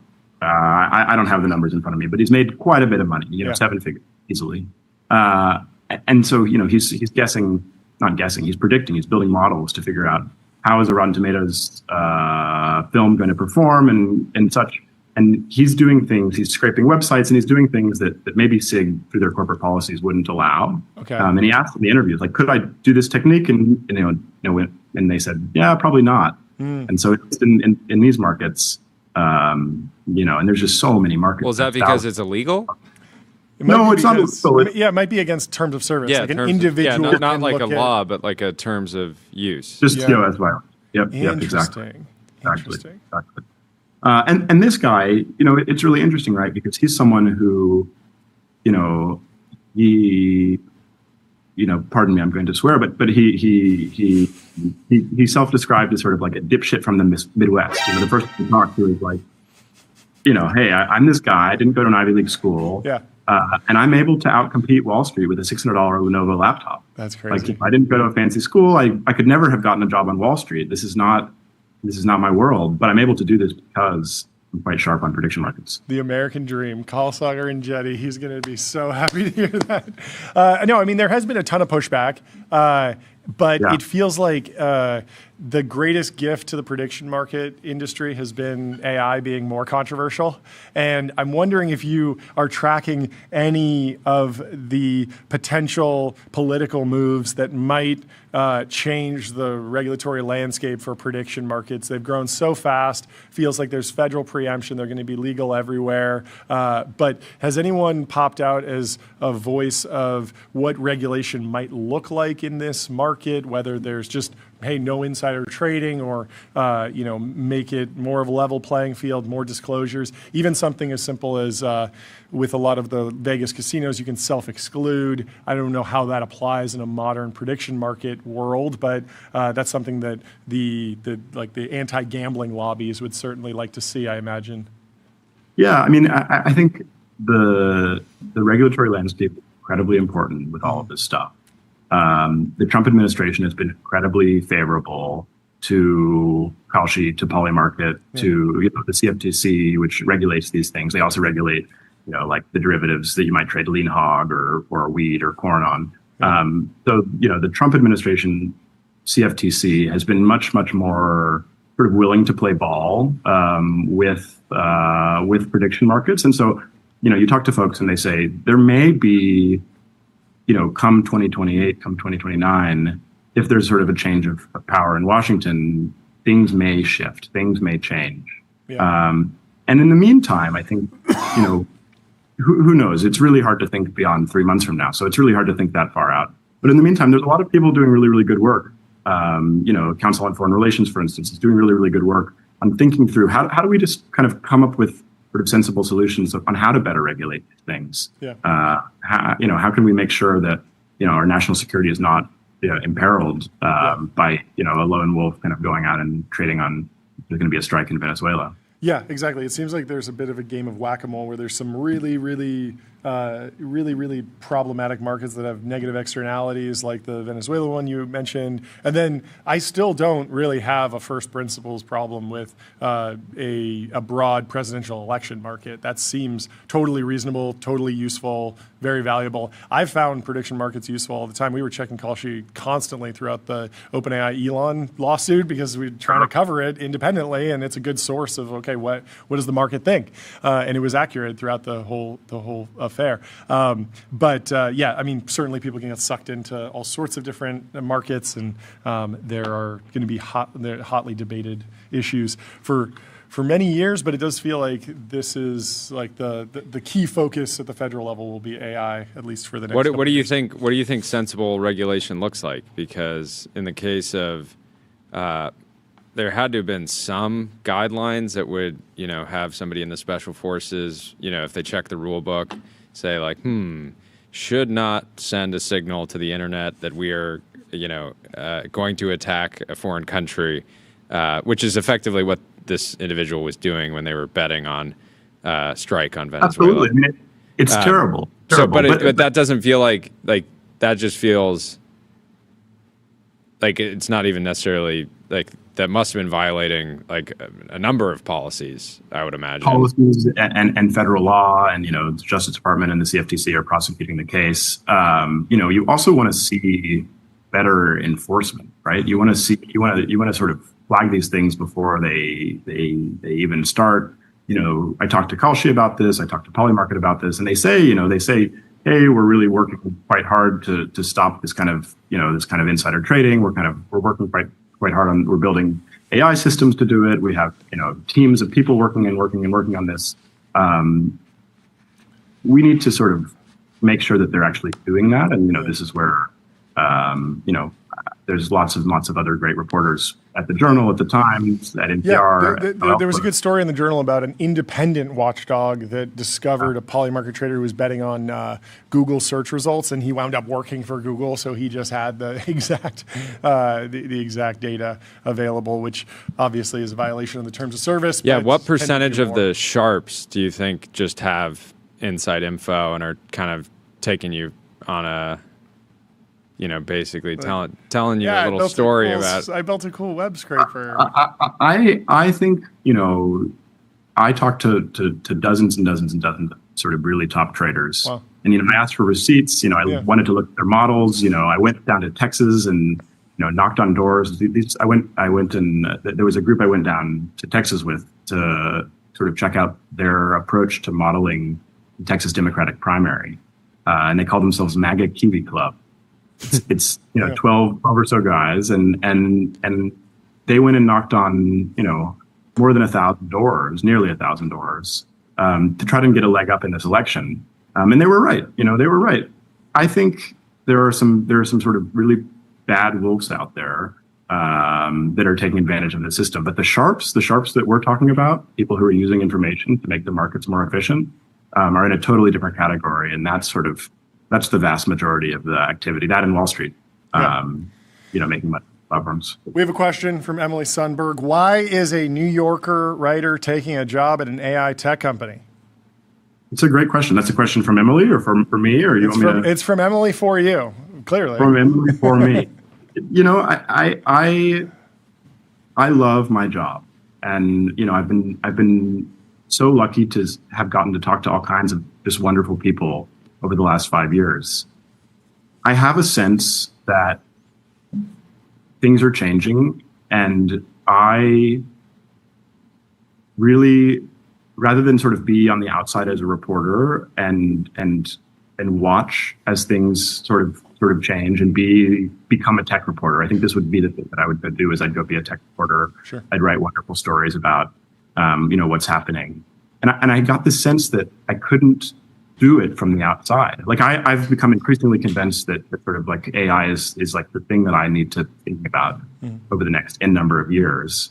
And I didn't have a sense that I could do this as a sort of a reporter from the outside without sort of having, the street cred at some level of being in AI world. And then I went around and I had to sort of find a place that shared my values. And I was lucky enough to sort of, by happenstance, meet this guy Ivan who runs this company Notion, and I really loved his vision of the world, and I love this company's vision of the world, and I thought, okay, I'll give it a shot. We'll see, and it seems like it's the kind of place here that you can tell wonderful stories about what's actually happening in the world, and that sort of has a sort of a genuine curiosity and a sort of a genuine ambition to tell true stories, to tell real stories about what's happening in the world. And I'm quite excited to do it. How do you think about the opportunity at Notion to tell stories about the technology that ultimately drive traffic into the Notion ecosystem versus like actually give insight into what would make Notion like a dominant product for the next generation of writers? Like those two opportunities seem both interesting, but is there one that's sticking out to you? Well, maybe you could ask a different question or ask it slightly differently. I don't quite understand. So Notion is a product that writers use to actually research writers and all sorts of people. But people also use it for organizing information of all sorts. But there is a world where you, as a member of non-technical staff, help advance the product. And then there's another side where you tell stories and do more written output to attract customers to Notion. So it's more like product versus marketing if we went back in time. Yeah, I mean, I don't think product or marketing really resonates with the thing that I really do here. Yeah. I think I'd be a terrible marketer. Okay. I don't think I know how to sell Notion as a product. Yeah. But what I think I can do is come into this place, ask a ton of questions about what's happening here, go elsewhere, ask a ton of questions about what's happening elsewhere, and then, maybe tell interesting stories, or maybe the first thing I can do here is sort of ask questions and then start to tell interesting stories about what does AI look like in the economy? What is, and maybe there is an economic benefit for the business. Sure. Sure hope so. Yeah. But I think there's also just sort of a deeply felt duty here to do good work in all kinds of different ways. And so I think, part of that is this. Very cool. Awesome. Jordan, anything else? No, it's great to meet you. Great to meet you. Thanks you so much for coming on the show. Breaking it down, and congrats on the new role. A cargo ship, just call me up, let me know. Let's run it. Next one. I'll talk to you soon. Great to hang, Adam. Have a good one. Cheers. Goodbye. Let me tell you about Public, investing for those who take it seriously. Stocks, options, bonds, crypto, treasuries, and more with great customer service. There's a whole bunch of IPOs going out. SpaceX, Anthropic, OpenAI. If you're on Public, you want to make sure that you don't go and buy the wrong ticker, because apparently people are doing this on Wall Street Bets. Somebody claimed to put $129,000 to work in SpaceX IPO. They wound up buying Virgin Galactic by mistake. That's a different company, but the Virgin Galactic stock is mooning on the rumors of SpaceX's IPO or imminent Virgin reporting. Galactic has the ticker SPCE. Sounds a lot like SpaceX to me. And fortunately, this guy, I mean, hopefully he held after the comments came in because he'd be up 126% last 5 Wait, it's still up? Yeah. Who knows? Maybe there's a comeback for Virgin Galactic. That would be very cool. I mean, I think a lot of, I don't know what will happen to the rest of the space economy. Potentially, there's more capital for SpaceX, more competition, more demand for a duopoly if you're a wireless carrier and you don't want to be locked into Starlink exclusively, and so you want to get an ASTS working for you and you continue to back that, or if you are a company that needs to launch satellites into space, you are helping Blue Origin and Rocket Lab continue to chop down the wood that they need to do to get to space regularly, and so that's actually bullish. Or maybe they just eat it all up. Who knows? Tyler says, "Yo, we just got an ad read. Just made my day. We love you guys." Kyle Kuzma, friend of the show, guest as of last Friday, said, "Look at IBM, #Quantum." He's having a lot of fun in the last following 5 days. the market. He was a great interview. We had a lot of fun talking to him. Micron is also way up. They extended gains to rise above $1,000 a share for the first time in history. Look at that candle. Of course, this is very zoomed out. This goes all the way back to 2000. One person on the team is clapping especially hard over there. A Micron shareholder, I believe. It was so funny because I was seeing this right as I was getting notification that the ceasefire or whatever, the negotiation, had blown up. And of course, Micron overpowering geopolitics. Two different things, not dependent on the Strait of Hormuz, apparently. Well, the company is now worth over $1.2 trillion. The stock was worth just $60 billion 13 months ago. Absolutely remarkable. There are some rule changes from the SpaceX IPO. Micron is a Lambo candle. Lambo candle. That's a Lambo candle. Up 22% today. Absolutely insane. Rule changes for the SpaceX IPO. Index providers waived the profitability requirement and cut the seasoning window from 90 days to just 5. This forces over $30 trillion in passive 401k and retirement money to buy SpaceX at IPO valuations. Bloomberg Intelligence estimates S&P 500 funds must absorb 19% of SpaceX's float within 6 months. The Russell 1000 and NASDAQ 100 funds will absorb 24%. The rules built to protect passive investors. One S&P 500 required 12 months of trading and 4 quarters of GAAP profitability since 2002. Both are waived now. NASDAQ cut its inclusion window from 90 days to 15, and the FTSE Russell cut its to 5. All 3 benchmarks are now structured to buy SpaceX at IPO pricing before the lockup ends. So lots of buying activity for SpaceX. Nick Carter says, so this is what kills index funds. Cult of passive finally coming to an end. And there's a bunch of different ways to deal with this. If you, for some reason, don't want SpaceX in your S&P 500, I'm sure you can go and develop a synthetic S&P 499. And probably do it on public. Yeah, you can probably build something that is neutral to this move. Of course, if you're bullish on SpaceX, you'll be happy that it is in your retirement account. And if the progress continues and SpaceX delivers on everything that they have planned and are optimistic about, should work out for everyone. But there is a lot of risk in the system, so we will continue to monitor it. Well, there has been a lot of back and forth about how much you should work. Corgi is going back with Kari at Linear. We can go through this big debate. It's a lot of long posts. People are going back and forth. I think this all started with Harry Stebbings had the Corgi Insurance founder on the show, and he said, if you're not working 7 days per week, you're going to lose. Kari takes the other side. Nico goes back and forth with him. Interesting timing with the Wilmanitis grind slop essay. I think that the Corgi Insurance, I was unsure if it was just random timing or if was the Corgi Insurance interview trying to bait a response from the Wilmanitis post, or was it recorded? No, I think that I think that Nico, this is just part of their culture as a company. It's working for him. And it's working for him. It's clearly working for him. Yeah. There's a lot of reasons not to have a culture that sort of expects people to work 7 days a week, but there's a lot of reasons to have one. And in Nico's defense, he's built I think a $2.4 billion company in a very short period of time. Remarkable. And it's a remarkable feat. Kari, on the other side, has also built a very big business and done it in maybe a more calm way.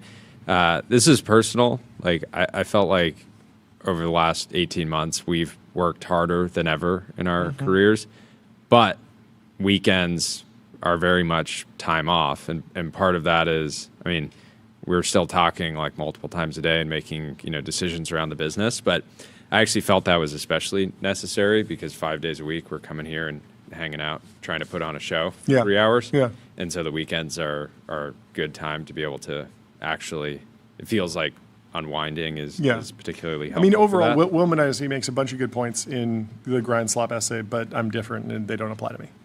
That was basically my takeaway.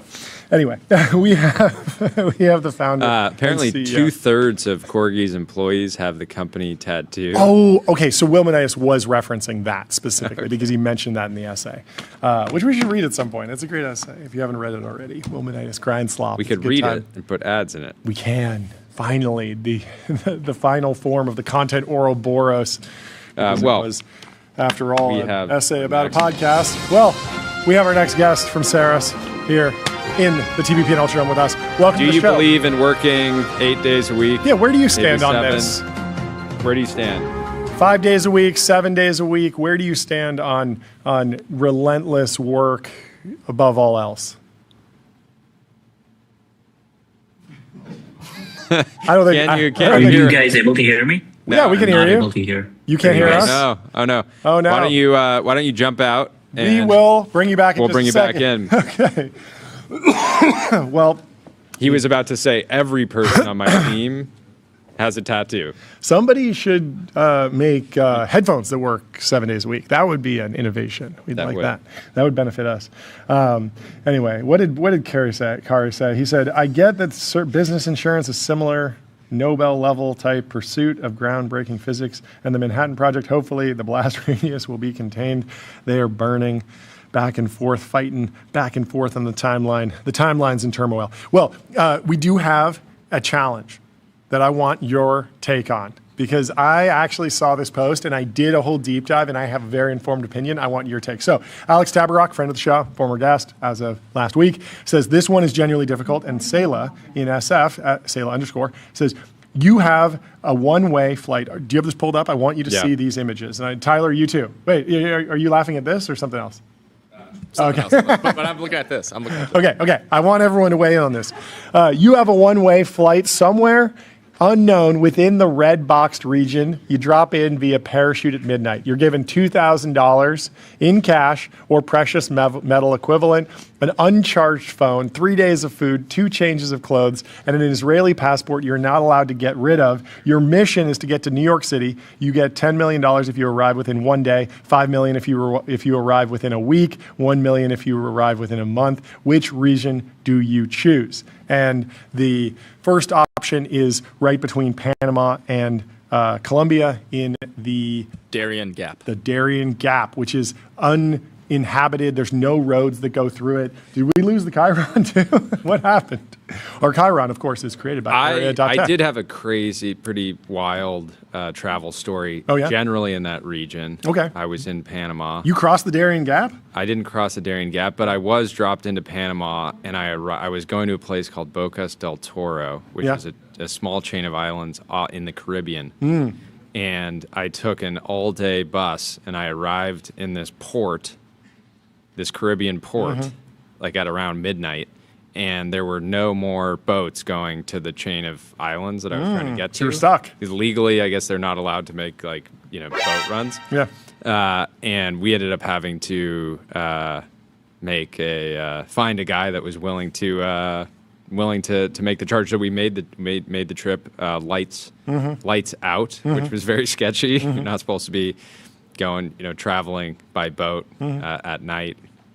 in harbors without lights, but this one captain was on board, and there was no there was no lodging in that little like port town. Okay. So it was like either sleep basically at a bus stop in a Caribbean port town, or make the trip by boat with no light. We took the boat. We were surfing that next morning. Okay, so the options are North Korea, remote Russia, the Iran-Pakistan border, Gulf of Oman box, or the Darien Gap. Which one would you go with and why? Tyler, do you have a pick?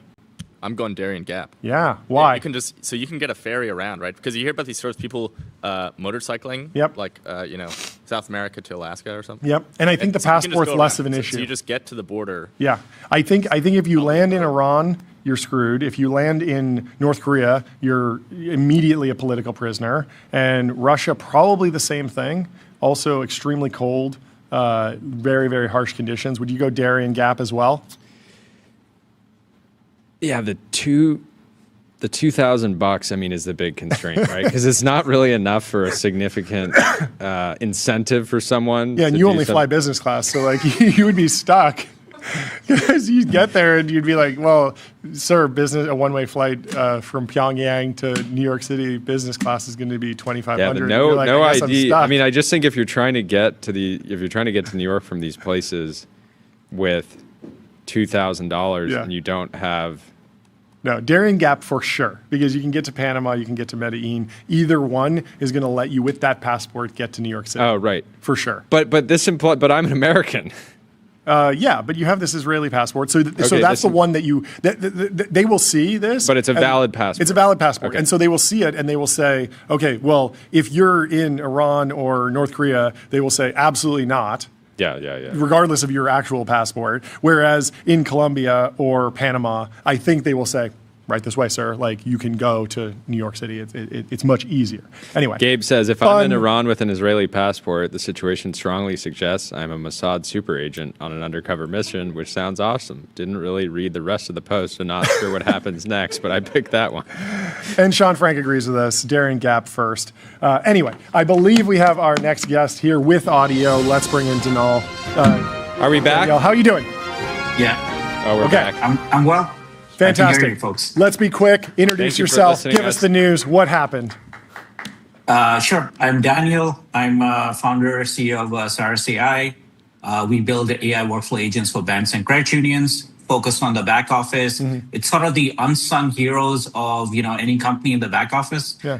So we're helping automate a lot of their tedious, complex tasks that the humans don't enjoy. So yeah. So how diffuse is your customer base? Because credit unions, I mean, I feel like there's I don't know, thousands of credit unions in the United States. It's like the backbone of American banking. Is that your goal to be, I guess, like more like mid-market versus like we're going straight to JP Morgan and we're going to be at that level on day one? Yeah, that's a great question. We are working with one of the larger GSIB banks, but to be honest, it's sort of like sometimes founders just fall in love with this particular story or a segment of the market. Sure. And as you put it, right, banks and credit unions, it's about 8,000 of them all across the U.S. Mm-hmm. And they're serving, the heart and soul of the economy. Our customers are the folks who are helping a lumber mill in Mississippi, get their first loan. It's the young family in Arkansas get their first mortgage. Or we have another customer in Illinois helping farmers, get agriculture loans. So, these folks often don't get the headlines, but they're really serving, the heart of the economy. So it's just kind of cool. And how much of the business is like, I mean, we're already in unsexy territory. Let's get unsexier. How much of the business is like not even like AI doing the full workflow and more like AI enabling digitization, AI enabling ETL, AI enabling better organized digital systems? Because I mean, I go to banks all the time and there's still paperwork and you're signing things and just scanning that, getting that into something that's, interpretable from any computer system. It seems like it's still a challenge. Yeah, absolutely. So I think there are two parts of this story. The first one is the technical part. Mm-hmm. I think creating point solutions is easy, especially with foundational models and how quickly they're growing. The challenge really is that how do you connect humans, the work that humans do, with the regulatory environment, with the infrastructure, with integrations, with systems. Not everything is API accessible, with semi-structured, unstructured data, like you said, papers and so on. That orchestration, that's where the magic is. And I think that's where the moat is for a lot of startups to come in. Because if it's a point solution and it's more or less clear, foundation models will probably figure that out. So I think that's the first part. The second part of the story is more human again. And it's what we call, or what I call, the dignity of work, right? So I'll share a story with you. Like, we often talk about AI versus humans and they're replacing jobs and so on. But let me share some stories on the ground, right? So we have one of our customers, their team had a backlog of 300 sort of loan documents. And they are literally spending the time from 5 p.m. till 9:30 p.m., 5 days a week, completing that backlog, because 9 in the morning, they have to get to another backlog. We launched SaaS about like 3 weeks ago. Now they're going home at 6:20. They can be with their families, right? That's dignity of work. That's amazing. We have another case where, it's HELOC loans and mortgages. That's what happened with other major technology cycles where the work week effectively just shrank. Right. Which is great. Just more efficiency, higher productivity, which is the good news. Exactly. And I think it's also like the feedback loops we're seeing. So we're not seeing so much that people are being let go. It's more that they're not hiring additional staff members. So one other example quickly I'll share with you is, we've had a case where the president of a credit union sent me a text that, hey, we were planning on hiring 5 people this quarter. But because the output with Cyrus is so much higher, they didn't hire those 5 people. However, they gave a raise to the existing team, and everyone's happier about that, right? So those are kind of like interesting things we're seeing. Okay, give us the fundraising news because we're running late. What'd you raise? Who funded you? Yeah, so it was, I guess, love at first sight with a partner. We raised $28.8 million in a Series A. Nice. Congratulations. What partner led the deal? It was Alex, man. It was love at first sight, and then we got to meet with Joe as well, who's just an awesome guy too. So it was great. That's great news. Well, sorry for cutting this short. A little bit of technical difficulty, but thank you so much. I'm sure you'll be back with soon. You and together. And good luck with the journey. We'll talk to you soon. Cool. Awesome. Goodbye. Cheers, guys. Great to meet you. Let me tell you about MongoDB. What's the only thing faster than the AI market? Your business on MongoDB. Don't just build AI, own the data platform that powers it. And our next guest is already in the waiting room. We'll bring in Mike from Gigascale Capital. Mike, how you doing? Hey. Doing awesome. How you guys doing? Former CTO of Meta, by the way. Thank you so much for taking the time to join us. Tell us a little bit about yourself and the fund, the strategy. I have so many questions. Yeah, so I've been in Silicon Valley 25 years, been an operator, joined Facebook Meta 2008, scaled everything from data centers to Oculus to Instagram to building the Facebook AI Research Lab. I stepped away from that job. Just everything, just every important project there. A lot of stuff. A lot of stuff. I mean, with a lot of great people, so I don't want to really take credit. But of course. I saw this change happening in the world a couple years ago, which was I thought we were moving from atoms or bits to atoms. It was just like the physical world mattered again. That is, the marginal cost of software went to zero. The thing that really mattered is how much stuff can we build and how are we going to build it. And so I started a venture capital firm to sort of prove out this thesis. I wanted to prove it first by investing my own money to make sure sort of I knew it was working. And then, our company started working. The question isn't, do they want to buy it? It's how fast can they make everything? Because they're making it sort of better, faster, cheaper than the way we did it for the last, 150 years in a lot of cases. And so we've brought on a set of institutional investors and raised more money and are just getting going on this journey. How much did you raise? $250. $250. Quarter bill. What were some of the standout companies in that first kind of like angel fund that you mentioned that made you think you were onto something? Well, there's a bunch of them. So Panthalassa is building ocean data centers for inference. I think you had Garth on here a little while ago, and is one example. Heron Power, which is a more recent investment, but it's just on a tear. They're saying like, hey, the way we brought energy to data centers is using 100-year-old technology. Literally, we've got a new idea. We're taking the power electronics that are in your Model 3, Model Y, and we're putting them on the grid. And we can deliver you power faster, better, cheaper than anyone else out there. They're shipping products next year. We've got Radiant Nuclear is building a container size microreactor. Gives you 1.5 megawatts of power for 5 years with no refueling. And they've got Form Energy that said, hey, these data centers, you have power swings, you might have renewables, which are on and off. We're going to build a new kind of battery that lasts 100 days. So if you're dependent on solar and it's cloudy for 3 days, no problem. I got 4-day battery. And that battery is super cheap because it's made out of, it literally like rusts and unrusts iron is like the basic chemistry of it. It's the cheapest possible material you could use to build a battery. It's big and it's heavy, but who cares? Because it's on the grid. So again, you're just like rethinking problems in a different way and using modern technology, and you come up with a solution that works for everyone. How are you thinking about publics versus privates? Because there's this massive boom, and I'm so excited about Doug and Radiant and nuclear and bringing new solar on the grid. And there's so many different key technologies that it feels like we're in this crazy moment where, like, it's just hard to pull forward these foundational technology efforts in the private markets and startup world where, yeah, you're doing something completely new. It might take 5 years. And so in the meantime, it's just call up GE Vernova and 10x the amount of natural gas. And that is like a technical debt that I think we're going to have to pay at some point. And I'm wondering about, like, is there a crowding out effect? How do you stay sane if you're a startup founder who's doing something really cool, but you're watching some public company go 50x in the public markets? And I'm just wondering about, like, where, like, is the time compression, is the time scale a factor one way or another? Is it a benefit or curse or both, double-edged sword? How are you thinking about that? Yeah, I mean, I fundamentally left a big platform to bet on startups. Yeah. So I think you're gonna get my belief that it has never been a better time to start startups, and I'm seeing this firsthand. Yeah. I mean, just think about the speed at which I can build tools. Using AI, using robotics in the physical world.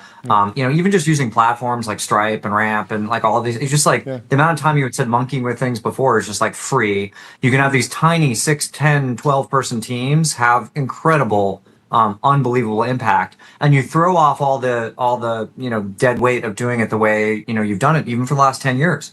If you started a company 6 months ago, you would form it differently than if you started it 12 months ago, because like that's prior to Opus 4.7, and it's just an incredible time. And we haven't talked about this, just like a immense well of talent coming out of SpaceX and Tesla, who are just like showing up to these old problems and saying like, oh, we know how to do this like 10x better, faster, cheaper, starting with new technology. So, there's this analogy recently about when electricity first came to factories. We used to build factories with like a central like steam thing that would spin all these like shafts, and you built your entire factory around the structure. And when they first electrified it, they just rip out the steam thing and put an electric motor, but everything else was the same. And productivity gains didn't really happen until you just rebuilt the factory saying, actually, I can put an electric motor at every workstation. I can completely reorient the way the factory works. This is how I think it's happening in robotics now. We're dropping in a robot where a human used to be. And you're like, wait a second, if I just like took a building and said, actually, my goal is to feed the robots and keep them 80% utilized, how would I build this factory? And that's a very different structure than like replacing a person with a robot in terms of it. And that's where I think you get 5x, 10x wins. Are you worried we're going to run out of problems in the real world for startups to solve? No, I'm kidding. I do. No one's ever asked me that one. No, I mean it is just fun. Like return the funds. There's no more ideas. Yeah. Just return capital. We're done. Return capital. We solved it. No, but any intuition around like the next big category and sort of atoms? Like, is it just robotics generally? Like, do you have any ideas around like the timeline of robotics and the application of them across different industries? Because this is one of those categories that I think it has been happening. It's real in certain industries, but it's been promised for so long. This time around does feel a little bit different, but I'm wondering how you view it. Just because if you get the timeline wrong, you can get the bet wrong entirely. Yeah, predicting these things is we have 2 bets in fusion, and the joke fusion has been the joke. It's 10 years away every 10 years for a long time, but this time it's different. But So robotics, I think, is quickly going into that zone. I'm really bullish on industrial robotics, and we already use robots in car factories all the time. And so the question is, can you move into like slightly less well-structured things, like taking a box? If you look at a lot of like factories and warehouses, like there's a surprising amount of like unboxing and boxing that happens. I get a box cutter, I cut it open, I pour all the stuff out, I get rid of the plastic bags. It's all done by humans now. That's a really hard thing to automate with like a KUKA robot. Like, cause it's just every box is a little different and like the bag gets stuck and all the rest of it. And so like those are the sorts of like things that I think are going to be really good because you're still in a controlled environment. I'm not in my house. I don't have a dog running by. You don't have to worry about the robot tripping over my pet. So I think the home is like I'm excited about it. I want a robot to fold my laundry and empty the dishwasher. Can't wait. But like, man, you're playing on hard mode to like start in the home. I've shipped home electronics. Like people drop stuff. They spill wine on it. Like there's all sorts of things that happen in the home that I just don't have to worry about in a factory. So I think you're going to see it in factories and warehouses first. And then you're going to sort of see it go out from there. Spilling wine on your Oculus or your Quest, that's a wild time. That's something you would do. I mean, I'm sure it's happened. You ship millions of them, so yeah. Oh, yeah, no. This is the thing that created all the gray hairs is like you do all this work making this awesome product, and then you're like, oh, we have this thing called a drop test. Where the consumer takes it out of the box and it's supposed to go on my face. And instead of putting it on my face, I drop it on the floor. And like, does it break or not? And so we spend all this time like dropping them and putting these high-speed cameras to watch like which part breaks and then go reinforce it. It's just like, and that it's creates brutal. a lot of weight and that hurts the product. And the bigger issue with robotics is like then you have like there's not a huge risk of like if I drop the Oculus, maybe it does some minor damage to the floor and the device itself, but you add these like big humanoid form factors and suddenly it's like the dog died because like the robot just fell on it. This is or it does like really material damage to an appliance or something like that. I mean, besides laundry and emptying my dishwasher, I wanted to like make me breakfast, right? But like now we got a robot like operating with hot oil, fire, on a stove with a flame. Like what could go wrong? That's gonna be wild. Solar. I feel like there's, the Elon Musk of space is Elon. He did electric cars. He's working on robotics.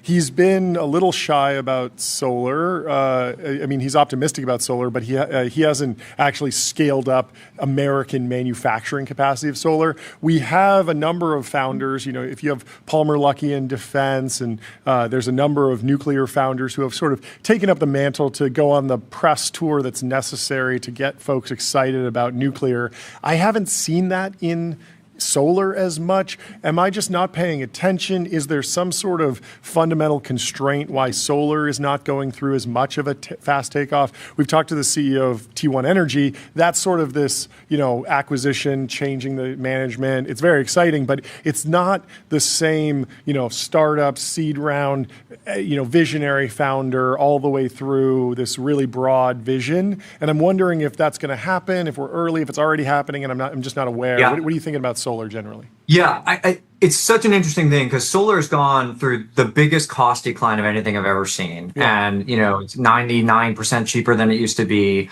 It's mostly manufactured in China. It's a scaled manufacturing problem. That's not a great problem to go after as a startup, where it's like manufacturing scale is what determines the cost. Outcompete China. Against China. Like, good luck. So I think that explains a lot of it. What I do think is going to happen is if I'm just trying to make a 400 millimeter by 300 millimeter solar panel cheaper than China, good luck.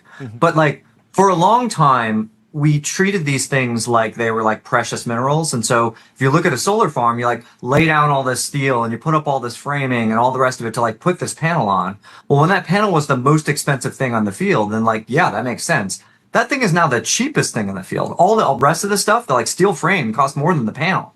And so I think what we're going to see, and I'm excited about a couple of startups in this, who are saying like, let's rethink how we actually deploy solar from a form factor, from an automation perspective, and like just go after installation cost. And assuming the cells themselves are basically free, it's basically glass. Like what would you do differently? And that, again, I think this notion of like constraints have changed is what creates a new opportunity. So that's, to me, what I'm most excited about in the next wave of solar. Yeah, and even from, obviously there's a lot of geopolitical considerations with the US and China, but at the end of the day, like a solar cell is not the same as buying like a full computer or something that can have spyware on it. Like it is just a chip there that it's, you know, where would the spyware be exactly? And so I think you'll see more like hybrid approaches like this, like what Waymo's doing, where they're buying Chinese batteries and Chinese steel frames, but then they're putting all the software and hardware on board. So it's a little bit more, you know, less politically dicey, I think.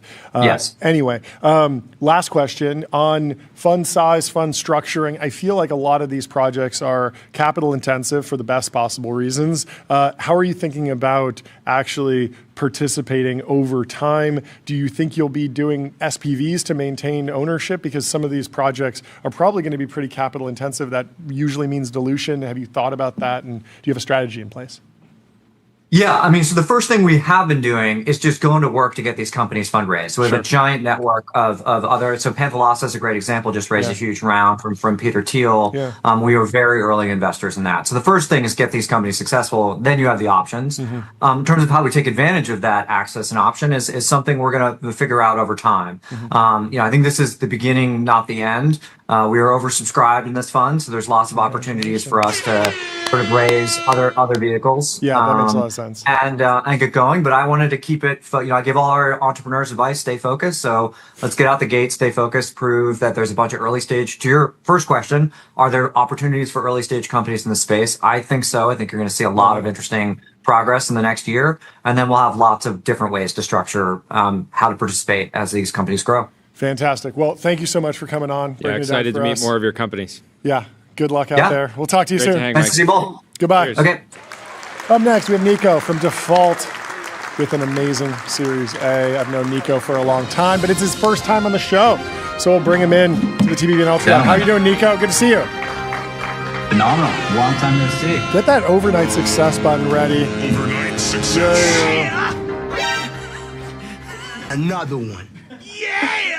Introduce yourself. Introduce the company. Give us the news. Tell us what happened. These guys get it out of their system.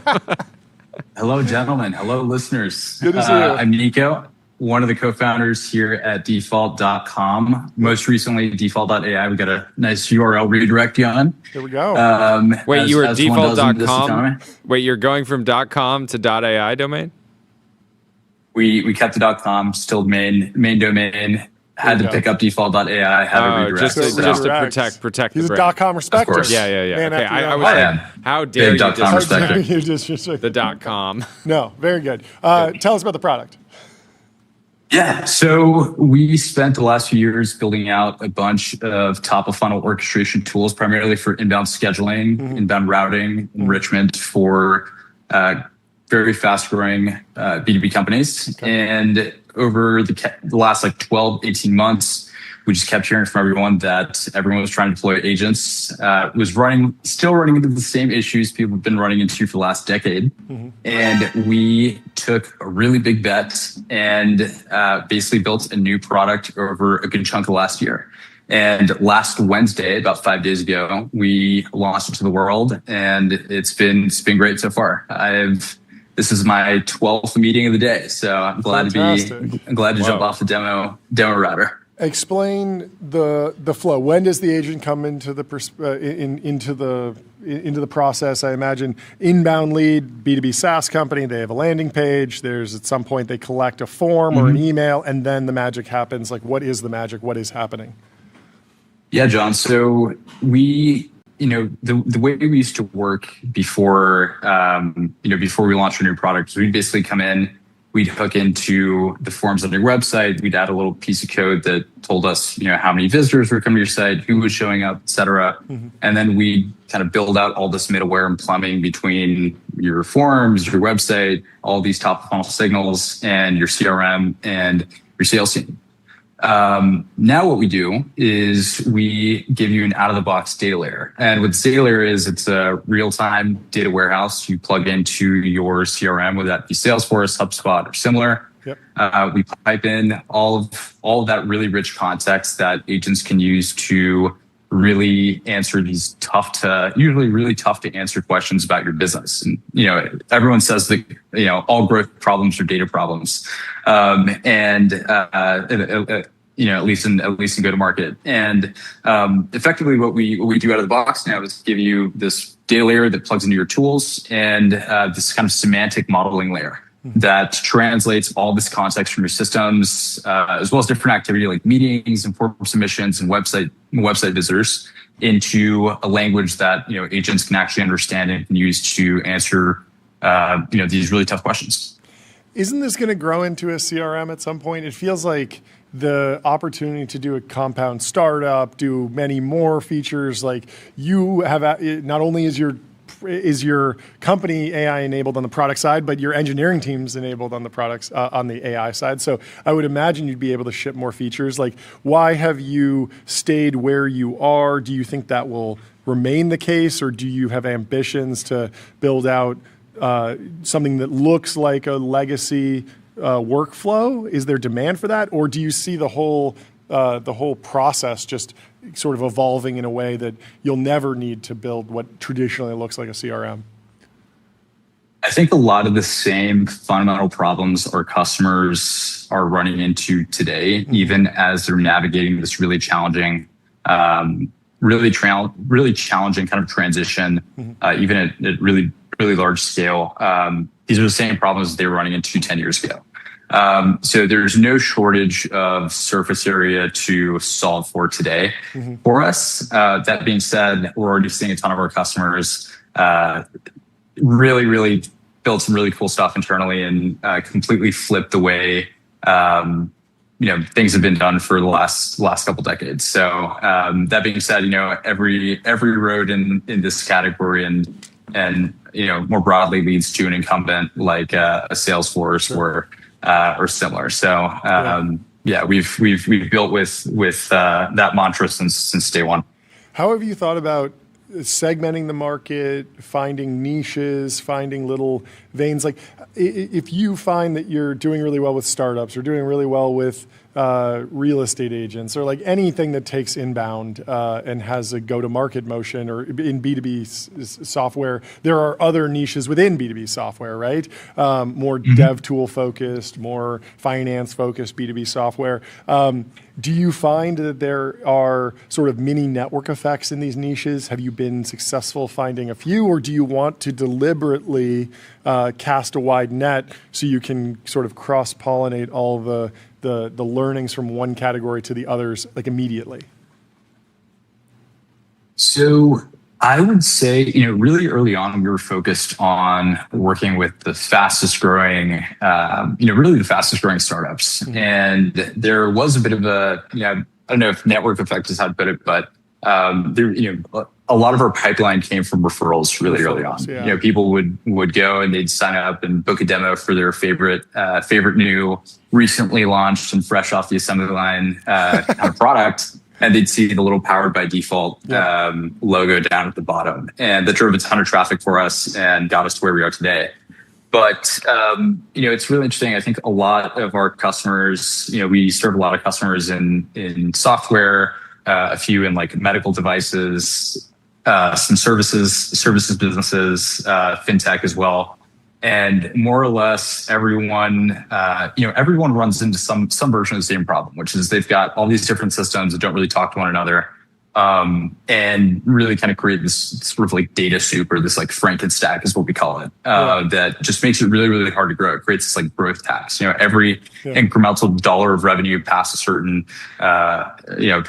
threshold, depending on the vertical or market, requires sort of army of operations people to sort of maintain the Frankenstack and keep it at bay. So, I like that. So, how prevalent is the Frankenstack? Because I feel like there's a view of the world that's like Databricks exists, Snowflakes exists, like everyone has this beautiful data lake. And of course, and not only that, Zapier exists, and there's vibe coding, and you can clearly create these ETL pipelines between everything. Certainly every company has done that. Sounds like they haven't. Is there like a revenue scale or an employee scale where that does become unblocked and does become best practice? And then is that moving down into smaller and smaller organizations?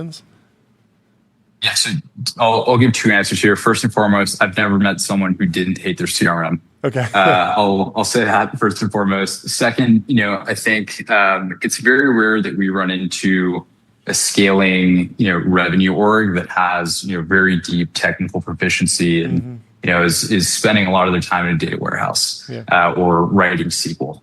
Typically, they're pulling reports and trying to answer, a lot of these normally tough to answer questions.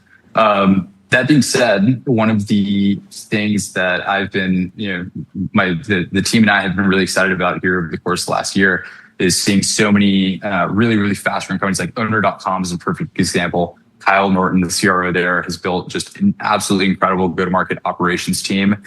They've built so much internal, basically just building their own distribution product, their own foundation they can use to scale. And as a result, they're able to gain a massive competitive advantage. And they started doing that very, very early on. You see the same thing with other hypergrowth companies like Ramp and Rippling and many others. But, the best companies treat their distribution as product and, as an extension of product. And, I think that is getting earlier and earlier in terms of when companies start prioritizing that. Tell us about the Ramp. Before that. Please. 7-day work week. 5-day work week. Logo, tattoos. 2-day work week. Do you have the default as like kind of a back piece? Yeah, I've got a nice stamp down here. Yeah, nice. Hold back. Yeah, I mean, you got a lot of space back. I mean, jokes aside, what is the work culture like at Default these days? Yeah, it's intense. We've been doing a really hard thing for a good chunk of the last year. It's basically a Manhattan project for GTM. For B2B SaaS, yeah, absolutely. No, but it is a competition. You want to win, and there's other players. And if you're on the beach 5 days a week, like you're just going to get smoked. This is real. Yep. We're definitely not on the beach 5 days a week. Yeah, I'm too pale for that. But no, yeah, we're solving a lot of really hard problems. I think we have a lot of really smart people who are really, really excited at, kind of solving the growth rate problem and trying to help our customers grow better and faster. A lot of that stuff, a lot of the problems that we run into are a lot of the same kind of boring things that our customers run into on a daily basis. We have the benefit of having really good resources and a lot of great minds, thinking about how to solve these problems day in and day out. And, we're very excited about the future. Amazing. Awesome. Tell us about the round.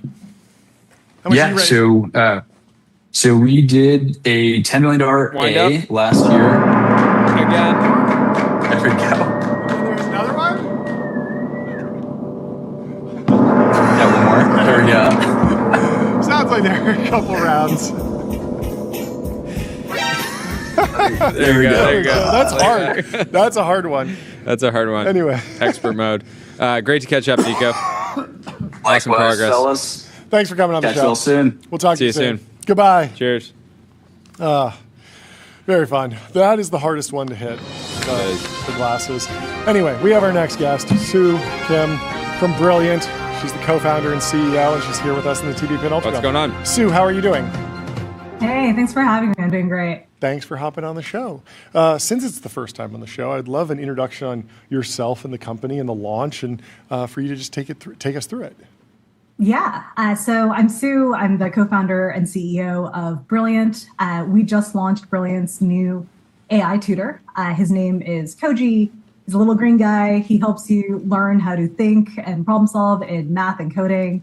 If you come check out the product, everything starts out very visual and interactive. And this tutor can see how you're interacting with all the concepts and the problems you're solving, and point and sketch and annotate on the screen with you. So we call it a graphical tutor because it's designed to feel like someone sitting next to you, looking over your shoulder and ready to help. Talk about how people have processed the intersection of AI and education to date. It's been such a big selling point overall, and personally, I think it's most powerful as a way to ask like the dumb question that you might be embarrassed to ask, a friend or an actual teacher or even a tutor. But how have you kind of processed it? Obviously, you can use the base models themselves to learn, but there's a lot of missing functionality and opportunity for you to kind of extend out that kind of raw capability. Yeah, totally. I think that lowering that barrier of embarrassment is huge. That's something that we hear a lot, that the student who would never ever raise their hand in class and ask a question, or even with a tutor, it's just kind of like, oh, I still don't get it. Like, can you explain it a third way? It's just hard to do. And, I think that these models have helped a lot with that, like lowering that embarrassment. And one of the things that we haven't yet seen them do is design for something other than the moment of explanation. When we designed this tutor, we designed it for that moment of understanding, not for the moment of explanation. And there's actually a lot of research on tutoring that shows that when human tutors don't just sit there and explain stuff to you, the tutoring conversations become a lot more interactive, and then students just do a lot more of the work. And these like magical outcomes of why tutoring is so broadly effective, ultimately a lot of that just comes down to the learner spending more time on the material. And if the tutor talks too much and just like spits out tons of stuff for you to read, that is worse than the student doing stuff and just sitting in the confusion. So I think it's a combination of how much can you engage the student to actually do the work, and then, lowering the embarrassment, improving their motivation and engagement, and just getting to the point where they feel sort of confident tackling these things on their own. Do you feel like you have a duty to make learning addictive? I was going to ask something similar. Because every there's a lot of big companies out there. I won't name them. They certainly want people to spend as much time in their applications as possible. It's like every company, but yes. Not every company. There's but let's say like the algorithmic video feed, right? Like they want as much of our time as possible. I feel like you have a duty to try to make learning as addictive as possible, but because it's a positive addiction, right? I want people to be obsessed with understanding the world, furthering their skills, etc. Yeah, we talk about this a lot. Like a big marker of success of the tutor is whether or not he can make himself unnecessary. And the goal is that you scaffold the learner and allow them to ask questions until you get to a point where they can do it for themselves, and then you want to get out of the way. So one of our goals is that if we are doing a good job over the course of learning a concept, Koji should become totally unnecessary. Like you should be asking the questions that he used to ask you. And one of the things that I find a funny parallel is that on our board is someone who started the dating company OkCupid, and then he went on and became the CEO of Match, was on the board of Tinder. And he's like, the funny thing about consumer dating apps is that if you're successful, churn is built into the product. Like you want people to churn, because like you don't want people just in the app just going on dates all the time and not meeting that long-term partner. And so we do measure whether or not people churn, but we measure it very differently from how most other consumer products would think about it. But I feel like learning is way more continuous. Like everyone should aspire to be a lifelong learner, whereas like maybe it's not so healthy to aspire to be a lifelong dater, somebody that's just like, I never want to, I don't feel like there's never been a subject that I've like learned about where I've just run out of things to learn. Well, it's interesting. That happens to me all the time. I feel like I'm like, But I'm talking about more. I'm done. I know everything about math. I know everything about science. I'm kidding. No, but I mean, of course. You're joking, but there is specific things where you're like, okay, I've learned enough about nutrition. Totally. So, and I don't really care about it too much, let's say, but like I've learned the basics and I can move on to the next topic. But there's so many topics. For me, that's nutrition. Every single point. Every single place that I've gotten to in terms of an overall understanding, I'm like, wow, this goes deeper than I thought. How are you thinking about multimodality? I feel like the big labs all have different ways to turn out a result that's not just a big block of text. There's an image, an infographic. We saw with Google I/O, there's the Omni model that can show a 10-second video diagram or an explanation, a whiteboard lecture. And it feels like there's maybe a gap right now in that you have to come to the model or the chat app and ask for what you want. You have to say, I want this as an infographic, or I want this as a video, or you might even have to go to a specific model or a specific company. Like if you want video, you go to Google. If you want an image, you go to ChatGPT. And I'm wondering if you're thinking about how that fits into your process of actually picking the right tool for the job. Yeah, it's very, working with a chatbot to learn is a very proactive process. And it's one of those things where when you use a chatbot, the chatbot gets very little data on whether or not you've actually learned the thing. Like typically the interaction with the chatbot is you ask your question, you get your answer, and the exchange is over. And so for a lot of these like homework help type learning queries, people get their question answered and then they leave. And so the model gets back no data on did the learner actually learn this thing. And, going back to the point about, addiction, the thing that we try to get people really immersed in is like tons and tons of like dense real-time reps in learning a topic so that we can self-improve and hyper-personalize in real time. And to do that, you have to have a dense user model. You have to have a learning graph. That's not going to come out of a model company anytime soon. The UI UX matters a lot too. It has to be purpose-built for teaching with all the features that come along with that. And also, just some of the stuff also has to be purely deterministic. Like you have to be correct and you have to guarantee that correctness. And so I think there's a lot of things that ultimately just add up to a lot of friction when you are asking the user to pull and sort of scaffold and structure their own learning. Yeah. Whereas, our philosophy is we're going to pull you in and give you things to do that are the right next thing for you to do. Amazing. Where can people get started? Go to brilliant.org, and we have apps as well in the App Store and the Play Store.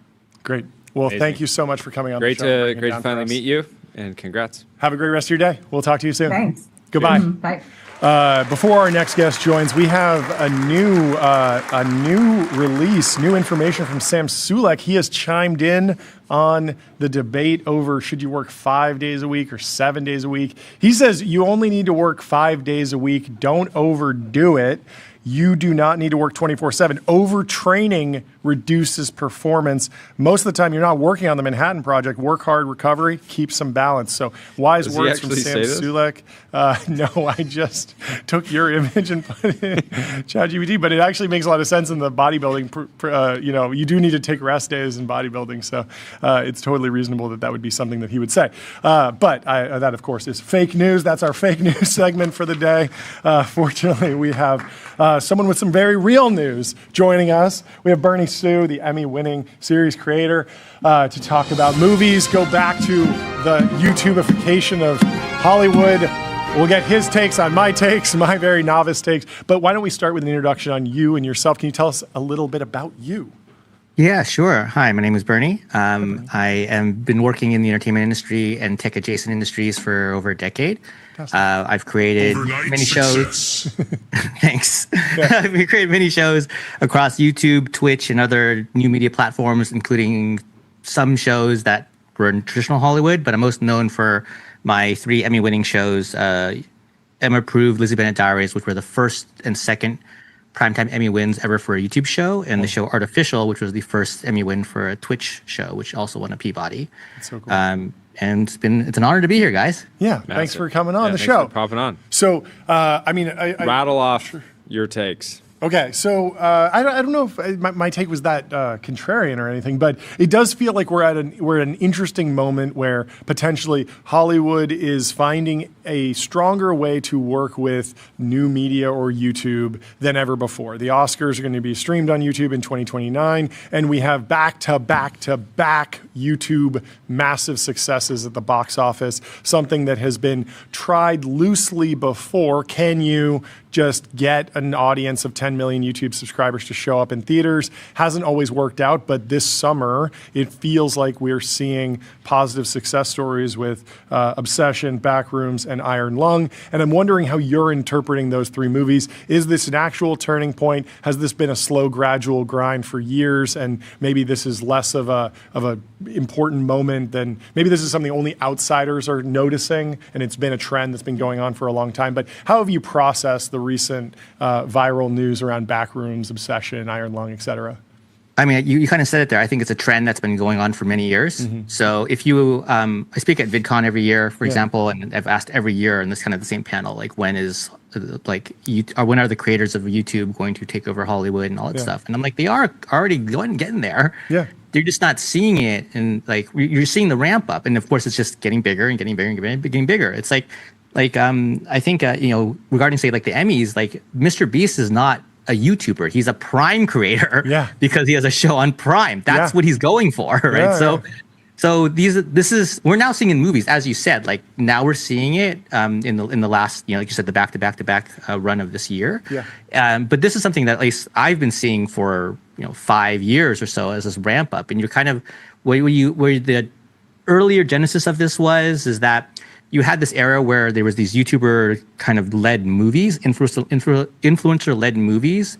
The movies probably weren't regarded as great movies, but I think what missed the mark there was that they just kind of plugged and played a dude in there. It's like, oh, you've got 10 million followers, let's just put you in here. And the problem with that is that doesn't work because it's not on brand with the audience that it's coming from, right? So now with like Iron Lung and Markiplier and all that stuff, like it's his, right? It's his. So it's very much him being him. Beast Games is him being him, just amplified. And you're seeing that tech and social media play coming in all at the same time. Yeah, I've heard a lot about this in casting calls these days where actors and actresses will just get asked like, oh, well, do you have 10,000 on Instagram or 100,000 on Instagram? And it feels like that is...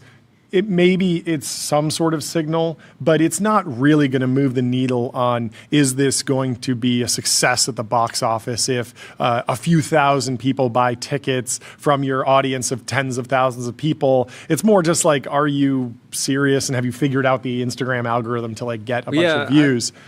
What do you think? Living in LA for most of my adult life, I've been surprised. I've met a bunch of people who are like, work in the movie business, directors, producers, and you'll ask them like, oh, do you have like a YouTube channel? Like, and they'll be like, no, I don't do that. And it's always like surprising to me because it's basically saying like, I'm going to let other people and like gatekeepers sort of like dictate my creative output. Well, if you already have the key to the gate, why do you need to? It's no problem for you because you're going right in. No, I know, but some people like that are trying to break in. So personally, if I was trying to break into the movie business, I'd be making movies. Start digging on like as much as possible, even if they were, 10 minutes, 20 minutes, or just figuring out some of these other formats. And like I think that's like when you look at Obsession, that's an example of somebody who like really, really, really, really got their reps in, even if it wasn't like the format that led to the breakout, like proper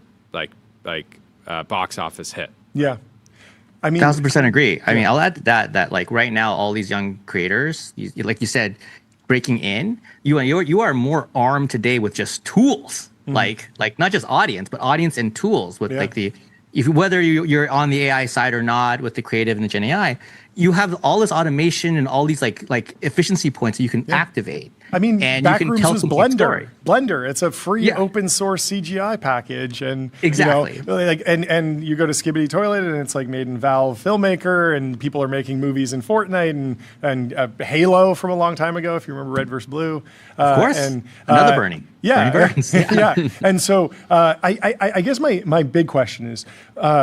Hollywood still has an immense amount of prestige, and it's still seen as the Mount Everest of being a creator. If you can have a film on the silver screen and have a box office smash, that's great. But in terms of economics, the YouTube revenues have to be bigger than Hollywood right now, and I'm not anticipating like a flippening where Hollywood comes back in the traditional sense, but I'm excited by the idea of YouTubers being able to graduate into the more prestigious, Hollywood filmmaking scene. But I'm just wondering, like, how much of this is about cultural Schelling points, these moments that bring us all together, versus something that's more abstract prestige? Like, what is the long-term relationship here? Because it doesn't feel like you're going to see, oh, YouTubers aren't making any money anymore and everyone went back to making money in Hollywood. It feels more like Hollywood's just getting some juice back and restructuring a little bit to bring some young talent up. but YouTube will still continue to be a behemoth in terms of monetization on ads and brand partnerships and whatnot. Yeah, all of that is accurate. I would just add clarification on like YouTube is, yes, it is bigger, but it's also more diversified, right? Because there's just so many channels, right? It's like Hollywood puts out whatever 50 movies a year at most, and YouTubers are doing that. One YouTuber's doing that a month, right? Like, well, not movies, but videos. You get what I mean. Totally. And so we're putting out one Hollywood's worth of content. Like every month, basically. Per minute, right? Per second, whatever. But like, so what you're going toward there, as far as the business side of things, is the kind of what I call the franchising, right? So Hollywood is still the best place to like amplify your franchise, like take something and like send it to a bunch of other places. Okay, so obviously this is a little cherry picking, but like K-pop Demon Hunters is masterful in the sense of that it became a franchise overnight, and now the irony and fun of it is that Hollywood's trying to catch up to it. It's like, oh my God, we need more everything. We're like behind on the toys, we're behind on the merch, we're behind on the videos. We need another series right now, all that stuff. Okay, so it kind of comes hand in hand, and you're finally seeing it as you kind of mentioned at the top of this thing, which was that the YouTubers are now, okay, you know what? I'm really good here on this platform. Let's go up. Let's give it a shot. Let's see if we make it work. And we're seeing successes as we were talking about. I'm sure there's many failures. Okay, but we're seeing those successes now, and now like the Markipliers and these guys, like they have basically a burgeoning franchise now. Whether it continues over years and sequels and everything, doesn't mean it has to be a sequel, by the way. Like if it becomes a video game, and that's successful, that counts. Probably even more. Totally. Like maybe even more, right? So like going kind of what they call transmedia. It's a weird term, but like if they can jump to different formats and different avenues, that's where if you're talking about the money, like that's where the real franchisability of this thing comes from. And YouTubers, if anything, are actually way more nimble. I'm not saying they're better. I'm saying they're more nimble at this than Hollywood because the definition of how small their teams are and how fast they can move versus these giant corporate behemoths, which have tons of resources but have all this bureaucracy that could slow the system down. So that's where we're seeing this kind of not a clash, but it's like an evolution as this goes forward, where I would imagine that if you're trying to franchise out one of these guys' these movies, it's like all right, let's show you how we do it, but let's also kind of get out of your way. Right. Let you guys do what you do too. And see where we land. What do you think? What do you think Obsession will do for low budget film funding? Like the potential return here is so extreme. I imagine a lot of people would see this and go try to fund other projects like this, or is it so out there and so rare that people won't try to replicate it? I mean, Hollywood loves trying to replicate. So like this, we've actually seen this kind of cycle before. We've seen it with Blair Witch Project, over 20 years ago. We've seen kind of these versions of these like virally kind of things, Paranormal Activity, right? Like, like these started as very, very low budget movies that were just very, very cleverly done, became sensations in their own way, and became franchises. And you also saw this kind of wave of like found footage movies after Paranormal Activity and like. What is it about horror movies that like is a category that seems to do well with a low budget? I think it's because it's very it's very understandable, like universal. It's not there's no language barrier. There's no like cultural jokes you have to hit. It's universally understandable. And so it's one of those things where as much as we love comedies and we're like, why aren't these comedies a hit? Like, it's still our cultural taste. Our like what's funny to us in America. Oh, so like fear is like more universal than comedy, and you can create like an extremely scary situation with just a house in the woods, right? Exactly. Or you don't need. And on the production side, just a house in the woods works. Whereas even if you're doing a romantic comedy, you might want to shut down a street in Manhattan for a scene that's outdoors, or go to some physical place and like travel around, or let alone sci-fi where you have to do a whole bunch of CGI and be on a spaceship or something, building complex sets. Whereas you can go and film something in a team is also saying no A-list actors. Usually, it's weird to see a Marvel star in a horror movie. Yeah, why don't A-list actors? Because it's more relatable. Because if I see Tom Cruise there, I'm like, he's not going to die. But if I see some no-name actor, I'm like, oh, that person could go next. I don't know who's going to be the last one standing. So it's kind of a way for like new talent on in front of the camera and behind the camera to try to basically break in. So you're saying, well, we're going to see 1 million Obsession knockoffs in the next 12 months.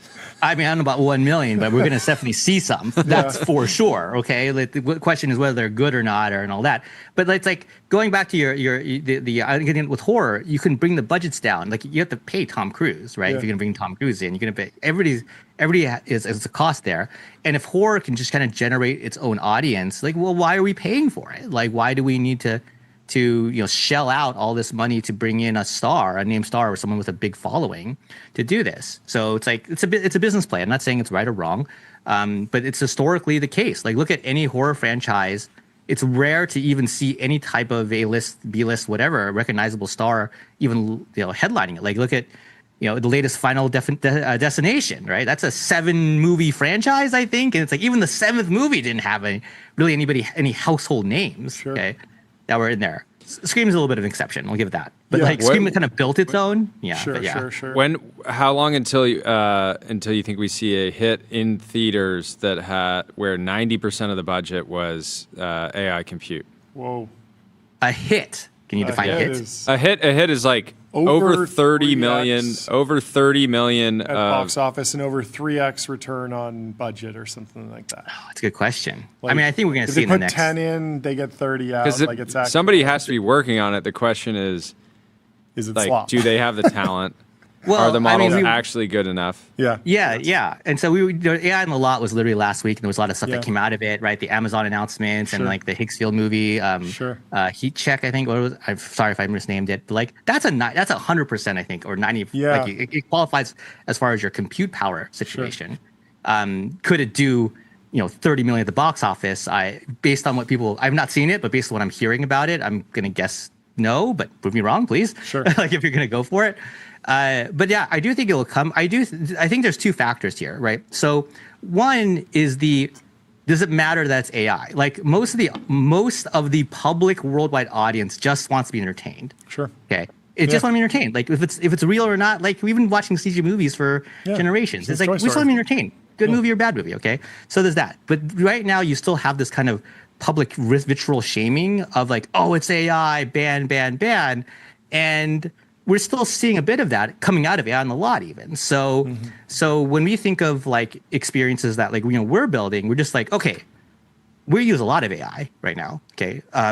And like we're just trying to build entertaining experiences. So to me, like I would say it's sooner than later, except for just that X factor of the vitriol. Like I just don't know how to predict that one of when it will be okay. But it does feel like there's someone out there who hasn't broken in yet, who has nothing to lose, who's just going to be sitting at home just prompting. And it could, that's why I think it potentially comes from somebody that nobody has heard of before. There also might for sure. It might be like an AI movie that could break through because it's either like self-referential or making fun of AI or doing something in a different way. Like Toy Story was about toys. It wasn't replacing actors with CGI, and so there's like less of a conflict there. So if you're doing some sort of story that could not be told without AI and it's handled the right way, like you could maybe massage it a little bit more to get there, and maybe you don't jump straight to like you were expecting Tom Cruise, but it's just an AI version of Tom Cruise. Like that's probably going to be pretty poorly received. I mean, you're speaking my language. So, like, I'm going to just slightly explain what I'm working on so it kind of relates to this. Please. So, we're at Pickford. We showed experience last week over at Sony, which was basically a detective series where the audience could interact with it in real time because the AI was writing the show as it goes. Okay. So, literally impossible without the technology. Okay. So, this is one where my colleagues in the filmmaking and AI spaces, we talk about, well, what's more exciting is not just, hey, let's make an AI movie. What can AI do to juice up the form of art and narrative that we couldn't have done before? Not a cost thing, like a possibility thing, right? And so when you have a series like what we're trying to build, which is interactive, which can only be done because of live prompting audiences in theaters on phones, now you've driven the experience to the theater, which we're going to self-plug, do at Alamo Draft Houses around the country this year. Now, we're not going to, I doubt we're going to generate $30 million, like you said, to be a big hit. But we've proven, at least in our small sample sizes, that we can provide an in-theater communal entertaining experience, be interactive, be consequential, as a paid ticket even. And we're using AI tech, and it's just like, it's entertaining. Yeah, animation may be kind of a little wonky at times. The tech is very, very, like, it's calling all this complicated data and all in real time. Yeah, sure. But at the end of the day, we are entertaining, and that's what we are in the industry, first and foremost. All the tech aside and all the business side, that's what we're here to do, right? If we're not entertaining, classic, Russell Crowe, are you not entertained? What are we even doing here? Yeah. So that's where I look at it. Yeah, very the cool. personalization stuff is super interesting. I had a funny experience maybe 20 years ago or so. I grew up in Pasadena, and I was watching this movie in Pasadena. It's Kill Bill, Tarantino. Nice. Love it.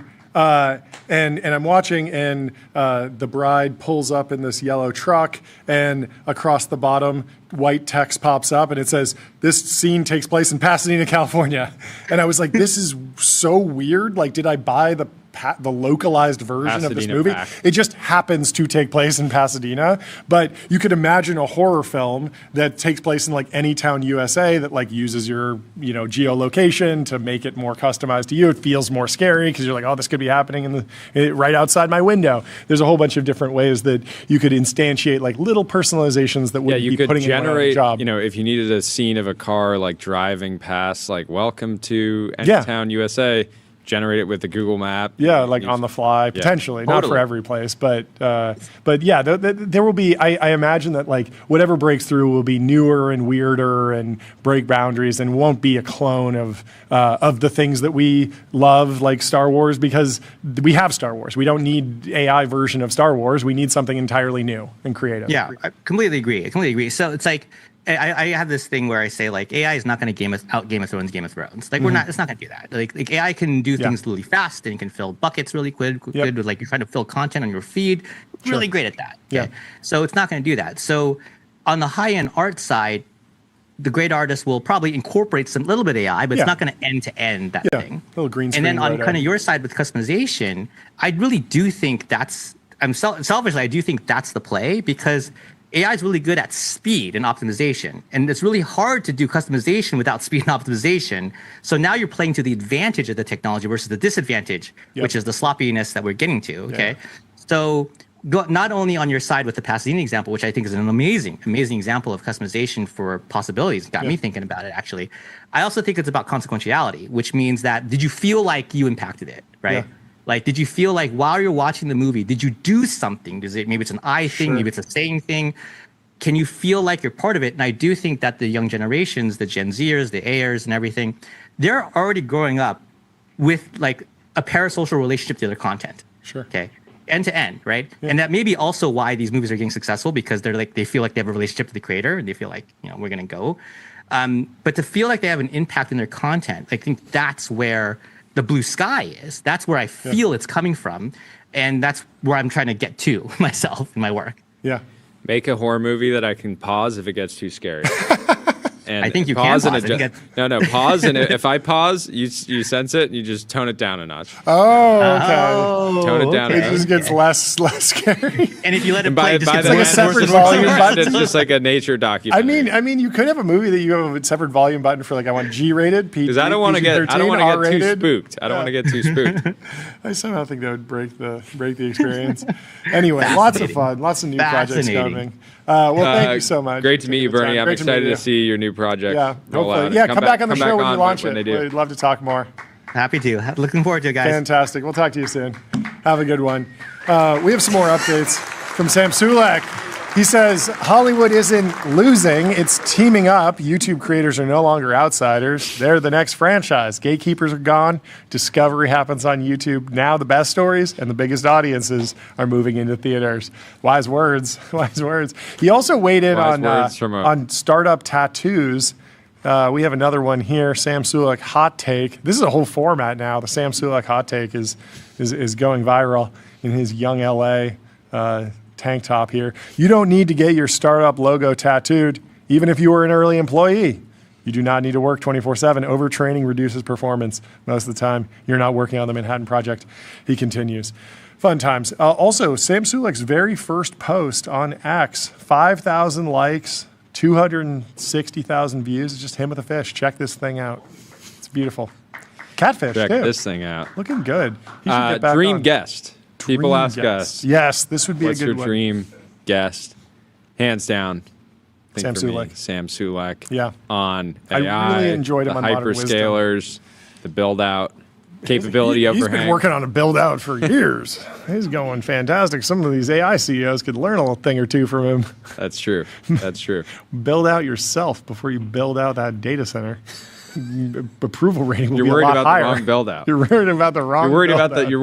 You're worried about the energy bottleneck. You should be worried about a protein bottleneck. Exactly. Your own protein energy. shortages. Protein is the energy of your muscles. Well, we can close with Will Manitis. He says, I don't think any of you understand what is about to happen in the market. We are about to live through the craziest 5-year run in techno-capital history. God help us all. I pray that when the judgment comes, he can see all that we did to ensure efficient price discovery. Well, he's bullish. He's that's enough flipped for me. extremely bullish recently, He's all which I don't know if that's bullish or... Him being bullish, bearish. If he's bearish, he should be bullish. Be bullish when other people are bearish. Be fearful when other people are greedy. Who knows? Do your own research. Make your own decisions. Just do it on public. Adam Faze also hired a sketch artist for a party. He said, I'm so tired of how many experiences of my life have now been taken over by phones and content. So for my birthday party this year, I told my friends to leave their phones at home and had a sketch artist capture the night instead. I thought this was very, very cool, wildly different. And like all of these can be printed or framed. I mean, I guess they're physical pieces of art, but they could also be replicated for the party goers. Very, very cool analog. This is why vinyl records are at an all-time high. There's a demand for both the content barbell. This was very cool. And the slop and the artisanal handcrafted sketch artists from Adam Faze. Very, very cool. I had the pleasure of running into Adam on the street Oh, yeah, in you New York did. last week when I was getting coffee. I ran up to him with my camera and I said, hey, sir, what do you do for a living? What do you do for a living? Was he amused? Mildly. That's what you aim for. I was more amused by my own bit.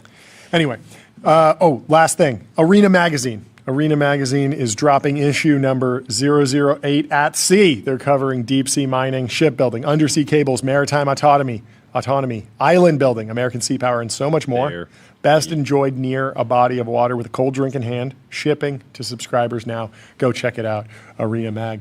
One of our favorites. You can subscribe to get the issue at arenamag.com. We love the folks over there.